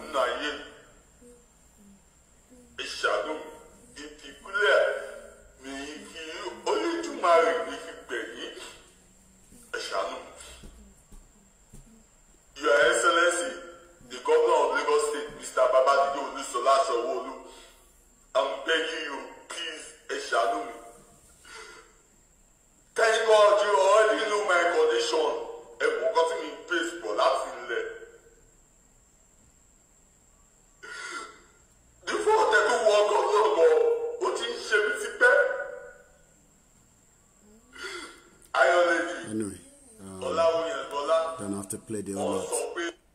I'm sure you all remember him. He's not crying out because he says his life is in danger. You better go and start talking about Oduduwa. I want us to hear this. This is how they are looting the Nigeria you all love. Billions of refugees and immigrant commission gone. Money. Yeah. Okay, 1 minute. Yeah, it's on already. Eh? Yeah, Milo is with you. Let us play this video. Representatives Committee on Public Accounts invited the Refugees and Migrants Commission to give account of its funds. The lawmakers did not anticipate the inconsistencies in figures that would follow. Zonal intervention is actually 2.249. 2.249. So what's your capital? Your capital will be 3 point what? 6.1, 6.12. That is the whole. That 6.120 is actually the total budget. Simple arithmetic accuracy that the primary 6 students, or even for let's say the SS3 students, will pick a calculator and add together. It's what we are grappling with here. The Deputy Director of Finance says the document was prepared by the Head of Planning, Research and Development, but she denies it. Is Madam in your department? No, she's under PRS. So she or did she prepare it? She's the one who compiled. She compiled the information. The account job is to give me the details. Then I'll just compile it and put it in the form that it is. So I don't know anything about the money or the compilation. The lawmakers could not hold back their disappointment. The Director of Planning, she's not an accountant. I don't expect that statement from you. So who prepared the document? My department. Huh? My department. Your department? Yes. And you didn't supervise it? I take full. No, wait, please. Just answer the few questions. It's not as if you are not taking responsibility. We have to get certain things done right. Because we are talking about the document that you are defending. A document that is supposed to emanate from your office. A document that even your boss was supposed to rely on because you will be the author of that document.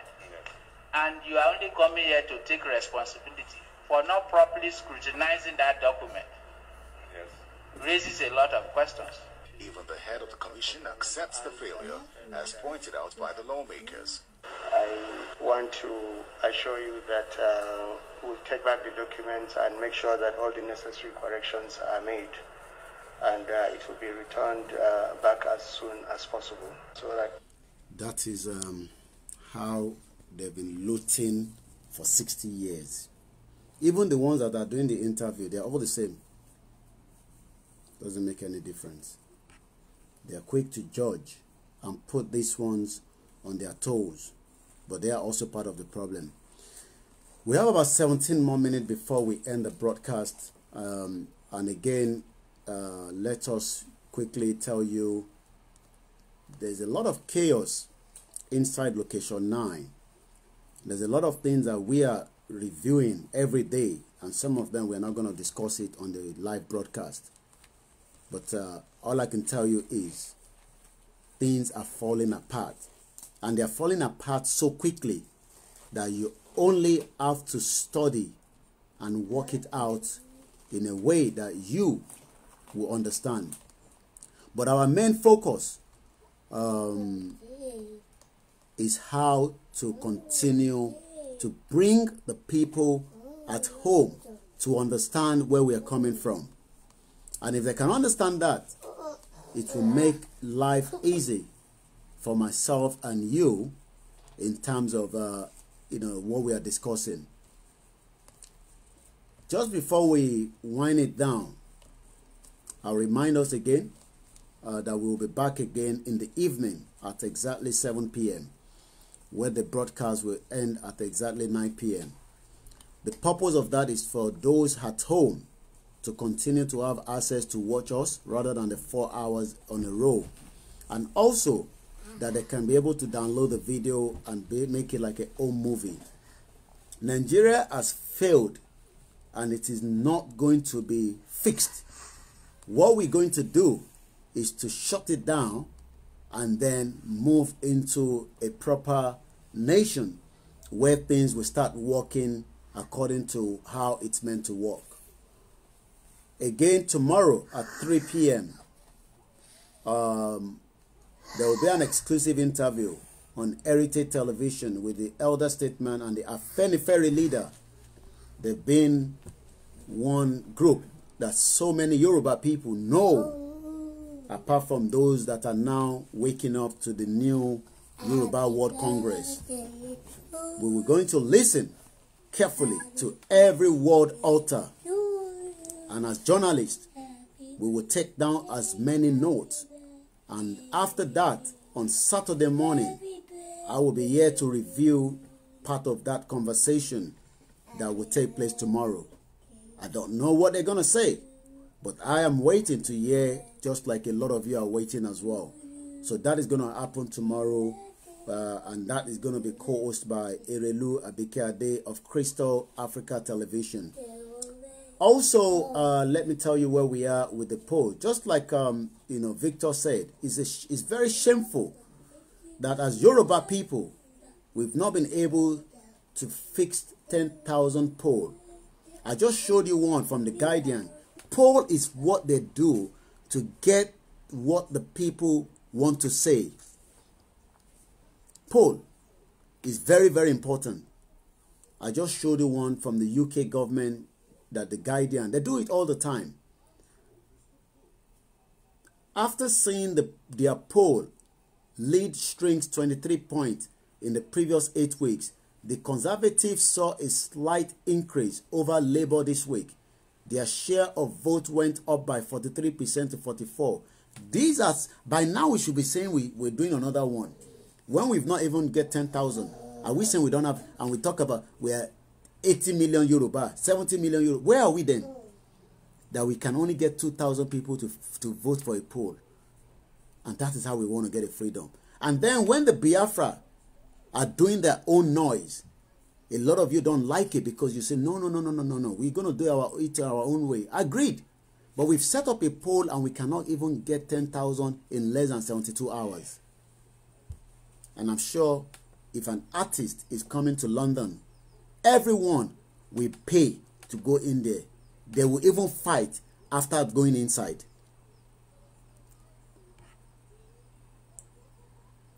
we will not relent and not stop what we are doing, because it seems some people don't understand.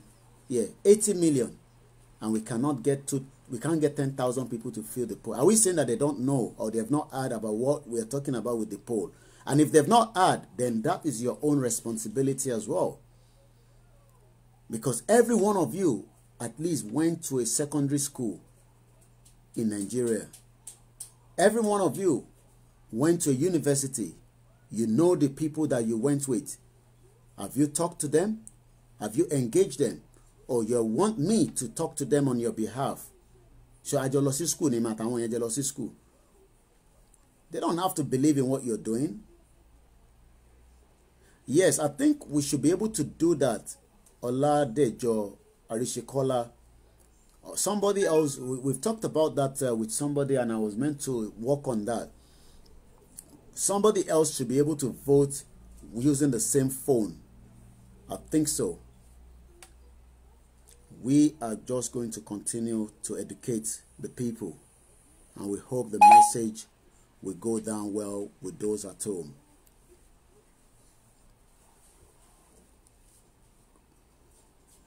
Brother, greet the boy at the background. Okay, greet the boy at the background for me. Okay, thank you very much, Ali.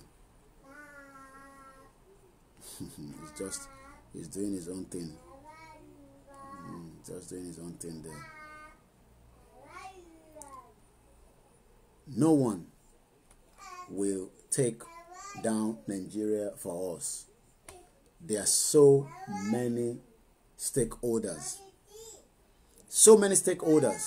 So many of them.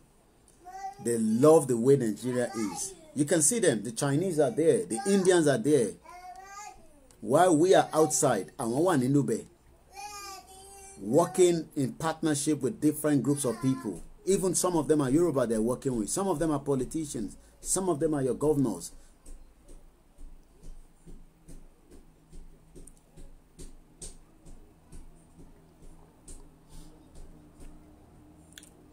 We will not give up. And we will not relent. That I know. Yes. We got 10 minutes before the end of this broadcast. As we wind it down, be rest assured to join us again at exactly 7 p.m. later tonight.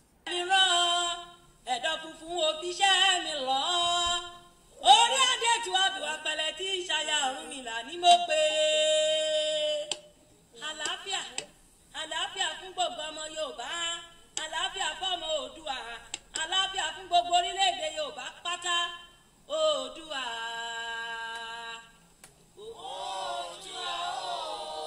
Oòduà tẹ̀wọ̀n. We must be proud of what we are doing now. Very, very proud. You don't know what would happen when we get a new nation. Just look beyond location 9 now. You will be able to prosper as better than anything else. If you want the face mask, there's a lot of tailors that we can engage on that. But let's see how we can work on that. Everybody's using face mask in Nigeria now. It can be a part and part of what we can use to get our message out. But we are not going to expect the tailor to do it for free. We can commission it to different parts of the Southwest. We can pay for it, and it can be activated. In terms of the food, we hope by next couple of days, we should start getting people that are farmers, that are ready to give us part of their produce, where we can package and put Yoruba World Congress and Oduduwa on it. And then we can distribute that as well.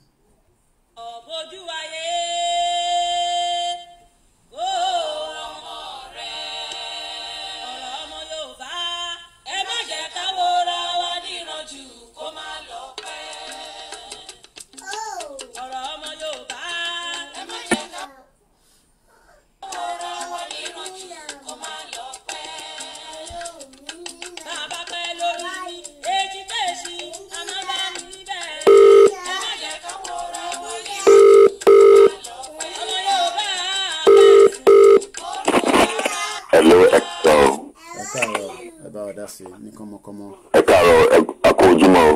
Àwa ni ojúmọ́ nìyẹn. Good morning. Ẹ jọ̀ọ́ mo fẹ́ dá sí ètò tó ń lọ ni o. Ẹ ṣe ní kọ́mọkọ́mọ. We have 7 minutes before the broadcast end. Okay, thank you. Táíwò lórúkọ mi láti Luton. Ẹ jọ̀ọ́ mo kàn fẹ́ dá sí ọ̀rọ̀ yìí ní kékeré. Ohun gbogbo wa ká ní orílẹ̀-èdè tiwa ká ń pè ní Odùduwà. Ìdùnnú ló máa jẹ́ fún wa. Àbọ̀ lọ́wọ́ ẹrú, àbọ̀ lọ́wọ́ àwọn amúnisìn. Ṣùgbọ́n ẹnìkan sọ láìpẹ́ wọ́n ní ojúmọ̀ bọ̀rọ̀ kò gbọ́mọ lọ́wọ́ ìkúrọ̀. Ṣé rí àwọn Yorùbá wa, àwọn lọ́ba wa àtàwọn àgbààgbà tá à ń pè láwọn elders, wọ́n ti jẹ́ dodo, wọn ò lè sọ dodo mọ́. Ṣé rí Odùduwà agitation lábẹ́lẹ̀ àwọn ń lò láti fi negotiate pẹ̀lú ilẹ̀ àwọn Haúsá ní pẹ̀lú North. Wọ́n á lò ó tán bá ti gbà nǹkan tó fẹ́ gbà tán wọ́n á da ọ̀rọ̀ Odùduwà nù. Àwa Yorùbá dẹ̀kẹ̀rẹ́ abẹ̀rù àgbà abọ̀wọ̀ fágbà nǹkan tágbà bá ti sọ náà ni gbogbo wa máa ṣe. Tinubu àtàwọn cronies ẹ̀ wọn ò jókòó wọ́n wo gbogbo àwa wọ́n wo gbogbo agitation wa yìí táwa máa ṣe lọ ni àwọn fi negotiate pẹ̀lú àwọn Haúsá ni èmi sọ fún yín from inside source wọ́n negotiate pẹ̀lú àwọn Haúsá ni káwúsá lè bẹ̀rù wọ́n lè ní òkè ẹgbà ẹ má ṣe bẹ́ẹ̀. Àmọ̀tẹ́kùn jà lénìí 6 months ago inú gbogbo wa dùn àdìdé sókè Àmọ̀tẹ́kùn àwọn tó máa protect wa àwọn tó máa dáàbò bò wá ní ilẹ̀ Yorùbá wa ká má gba àwọn àjòjì láti wá máa pa wá lójoojúmọ́. Ṣùgbọ́n Àmọ̀tẹ́kùn jà lénìí gbogbo ọkọ̀ tó rà wọ́n ti dákẹ́ wọ́n ti pín láàrin ara wọn wọ́n ti gbogbo ẹ ti wọlẹ̀. Èmi mò ń sọ fún yín bẹ́ẹ̀ ṣe rí Odùduwà tá à ń pariwo yìí kọ́ ní agbára Ọlọ́run aláwọ̀ àbí kọ́ ló ń jẹ́ kí Odùduwà kó bọ́ sí ni ìdùnnú máa jẹ́ fún gbogbo. Ṣùgbọ́n ṣé láwọn àgbààgbà wa wọ́n kàn wà wá young one time ẹ máa pariwo lọ ni. Àwọn ń lò láti fi agitate láti fi negotiate pẹ̀lú àwọn Fúlàní ni. Wọ́n á da gbogbo ẹ̀rù mọ́ wa lójú ìjọwájú. Ṣé tí àwọn àbá pariwo mọ́ dànù. Ẹ ó dàn tẹ bá ní wọ́n ń lò àwọn wo lọ́wọ́ ń lò láti fi negotiate ṣé nǹkan tèmi sọ ni wọ́n ń lò nítorí mo understand the statement ẹ̀ ń sọ yẹn. Wọ́n lo agitation for Odùduwà káàkiri gbogbo ilẹ̀ Yorùbá kì í ṣe nìkan ìtakùn ìkìtì ṣe nìkan lẹ́yìn ṣe ètò yìí nínú mi dùn bẹ́ẹ̀ ṣe ṣe yìí èmi gan fún ara mi èmi náà ní YouTube channel ṣùgbọ́n ṣé láwọn Yorùbá wọn àgbààgbà wa àtàwọn Tinubu àtàwọn cronies wọn gbogbo ariwo tá à ń pa yìí wọ́n lò fi negotiate pẹ̀lú ilẹ̀ Haúsá ni pẹ̀lú àwọn Haúsá wọ́n máa ń pa gbogbo èrè wọn ni jẹ́ kó bọ́ sí. àwọn tó bá tó àsìkò ṣẹ́rí tẹ̀ ń sọ yẹn tó bá tó àsìkò àwọn wọn ní dúró wò ṣẹ́rí gbogbo negotiation tẹ̀ ń sọ yẹn I don't think people understand the fight that is already on ground in Nigeria in Southwest for the Southwest people kò ṣe pé torí pé a fẹ́ máa threaten lórí broadcast so gbogbo tẹ́yìn sọ yẹn àwọn tẹ́yìn pè ní leaders yẹn wọn ní wò lẹ́ẹ̀mejì níkan táwa tá à ń rí tó ń ṣe pé confam but we won't go into full much details on that so pé wọ́n máa lo pé àwọn kan wọ́n fi ń bá negotiate àní àwọn gan ní wò wọ́n máa gbéra lórí private jet wọn wọ́n máa kúrò Nàìjíríà. ṣe ní kí àbá pa owó dànù àlè má sọ so gbogbo yẹn is not something we will say on a live broadcast and he say they all negotiate on our behalf lórí agitation táwa wà lórí ẹ̀ so that's what I will say. So ẹ ṣe gan ni ẹ ṣe gan ni. How are you? Okay, mo ti gbọ́ today. We have only 3 minutes before the end of the broadcast. Less than a minute for you. Good morning, caller. Egberanle. Bàbá wa, àti ẹ kú iṣẹ́ takuntakun. Mo pé ti fẹ́ parí ètò dé, but inú sọ mí pẹ̀lú last caller tó pé láti lùtì yẹn. Ẹjọ́ tó lọ. Àbọ̀ láti kankan sí máa gbé sórí a kind of this program. Báyìí ni wọ́n máa sọ̀rọ̀ ọ̀rọ̀ kàbàkàbà yìí. Opinion tí wọ́n ní o. Àmọ̀tẹ́kùn wọlé sí. wọ́n ti pín gbogbo mọ́tò àwọn olópin. What can you come on there and be saying all sorts of this? Ẹjọ́ tó Ọlọ́run. Ẹjẹ́ tó ṣe bí we are all in the ibi láyé gbogbo wa wà ẹ ṣe máa gbọ́ tàtẹ́ máa sọ̀rọ̀ irú àwọn ọ̀rọ̀ kàtàkàtà báyìí. In Oyo State, at last week, Governor Shinyoshi Infinite pé they are going to kickstart their work by end of this month. Ẹ wá ní wọ́n ti pín mọ́tò mọ́ra wọn lọ́wọ́. Ibo lẹ ti rí irú news yẹn kọ́ sọ fún wa bí tí news yẹn ti jáde. In Oyo State, we see the work they are doing there. Bẹ́ẹ̀ni, kódà mo ṣeré lórí page Mayegun ní sèmi náà rí lánàá. Kí ló máa bọ́ ta tó lẹ̀ jókòó sí irú tèmi bí báyìí tó lẹ̀ ń sọ̀rọ̀ ọ̀rọ̀ kàbàtà báyìí tó lẹ̀ ń pa gbogbo rọ́lá ńlá báyìí tó rọ̀ náà. Ẹ jẹ́ ká bẹ̀rù Ọlọ́run bó ti lọ ọmọ. But you want to negotiate. You cannot even substantiate the allegation and the claim tó ń sọ fún negotiate. Ṣé àwọn tó wọ̀n rí tó ẹrù? ọmọ Tinubu wà ní London nísìn. This was yesterday post from Mayegun 42 cows. Ọmọ àfi wá negotiate. Ọlọ́mọ má jẹ́ kó rí mi gbàbọ̀dé o. This was yesterday. Àmọ̀tẹ́kùn. Ẹ ṣé gan ni sir. Ẹ ṣé. We are more serious than any other thing on this platform. Ọlọ́mọ má jẹ́ ẹ ṣé gan ni kọ́là. Ẹ ṣé gan ni. Àní gba ìpè kankan mọ́ ẹ má bínú. Tẹ́ bá tún fẹ́ dá sí ẹ jẹ́ kó dìrọ̀lẹ́ mo ti pa phone so ẹ ní get through. Waiting for Perry. Ọlọ́run jọ torí Ọlọ́run má jẹ́ kí n ṣe wàhálà lásán pé èèyàn kan máa negotiate on my behalf. Ayé àpárá wa dànù. Àní dágbére la máa fi kúrò nílé. Àtàwọn bàbá o àti ẹ má jẹ́ kí spirit yẹn kó tún gbé mi lọ bò mí.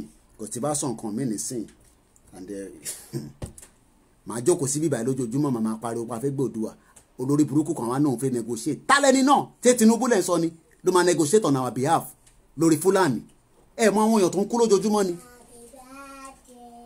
It's not my birthday yẹn kàn ń kọ birthday ni o.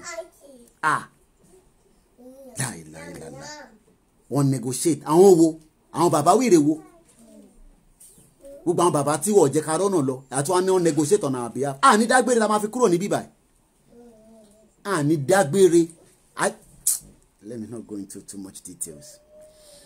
What I'll tell you guys is, as much as a lot of you are saying people are not ready in Nigeria, I will tell you now that they are ready.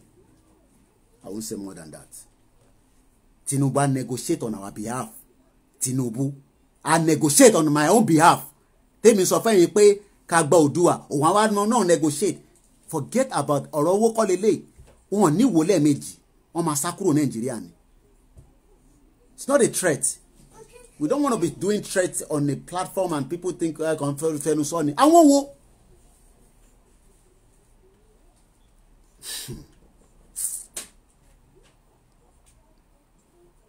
Let's close the broadcast before I go into another rhyme. Ogun I'm fogun ba won ja náà kò ṣe pé nta lè sọ yẹn báwọn ṣe ń lógun àwa náà lógun ẹ rò pé àlógun ni wọ́n lọ àfọ̀ṣà àwa náà máa lò ta ló sọ pé àní lógun a máa lo Bible a máa lo Quran. Tinubu is the only person that people think about. Àwa máa negotiate èmi jókòó sí bíbá Heritage Television Frank Bello so ó negotiate lórí gbogbo wa èèwọ̀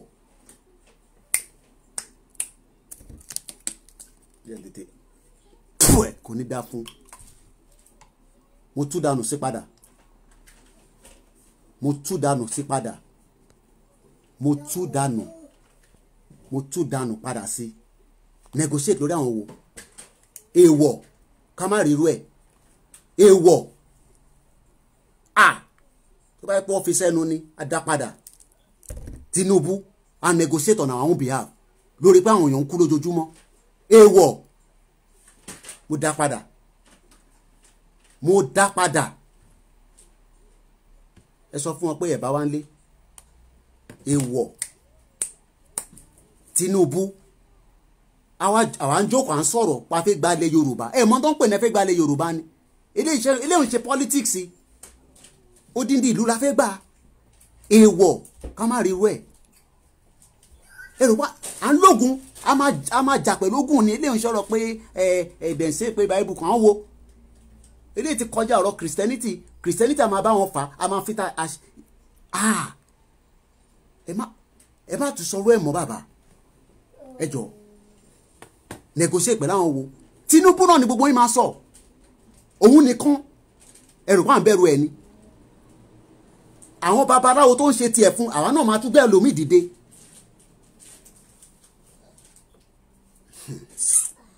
Let me shut the broadcast. Èèwọ̀ mo dá padà ẹ rò pé mò ń ṣàìsùn lójoojúmọ́ ni ẹ rò pé mo wá ń ṣeré lórí platform ẹ rò pé mò ń wá crowd ni mo sọ pé bí ń pa mí ni mo lè lọ ṣe cleaning job. I've lived there 20 years. Mo lè lọ ṣe cleaning job. Aṣèdùmarè Tinubu wa negotiate on our own behalf lórí gbogbo ọmọ Yorùbá ṣé torí pé ó ń sanwó fáwọn kan ní Nàìjíríà ẹ rò pé gbogbo èèyàn ló ń sanwó fún ní Nàìjíríà ni àwọn èèyàn ń pè wọ́n káàkiri wọ́n lọ ń sọ̀rọ̀ Yorùbá Tinubu wa negotiate on our own behalf a sọ fún pé òun ni leader tàwa ni leader tí wọ́n nìyẹn kò ń ṣe leader tàwa èèwọ̀ ẹ dá padà kíbi tó bá ti ń bọ̀ èèwọ̀ ni tá a bá dákẹ́ tá a fẹ́ sọ̀rọ̀ we don't want to bluff on the platform. We are not those kind of people that bluff. We want to present things to people and tell them the reason why Nigeria is not working. But it is a fight, it's a spiritual fight. Mo dá padà. Ẹ bá wa ń lé o. Thank you very much everybody. Àtúmọ̀ríra nírọ̀lẹ́. Let's finish it up with the music there.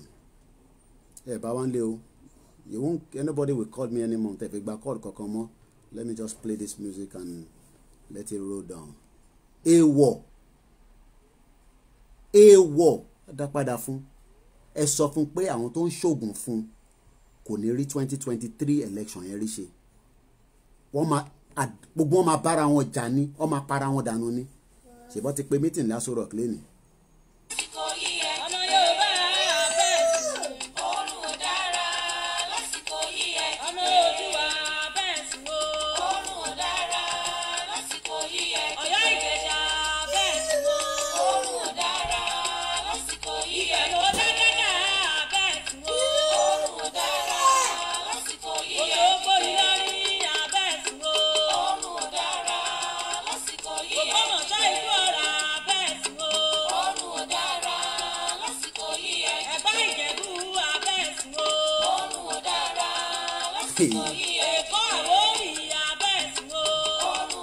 I'm coming. 1 minute.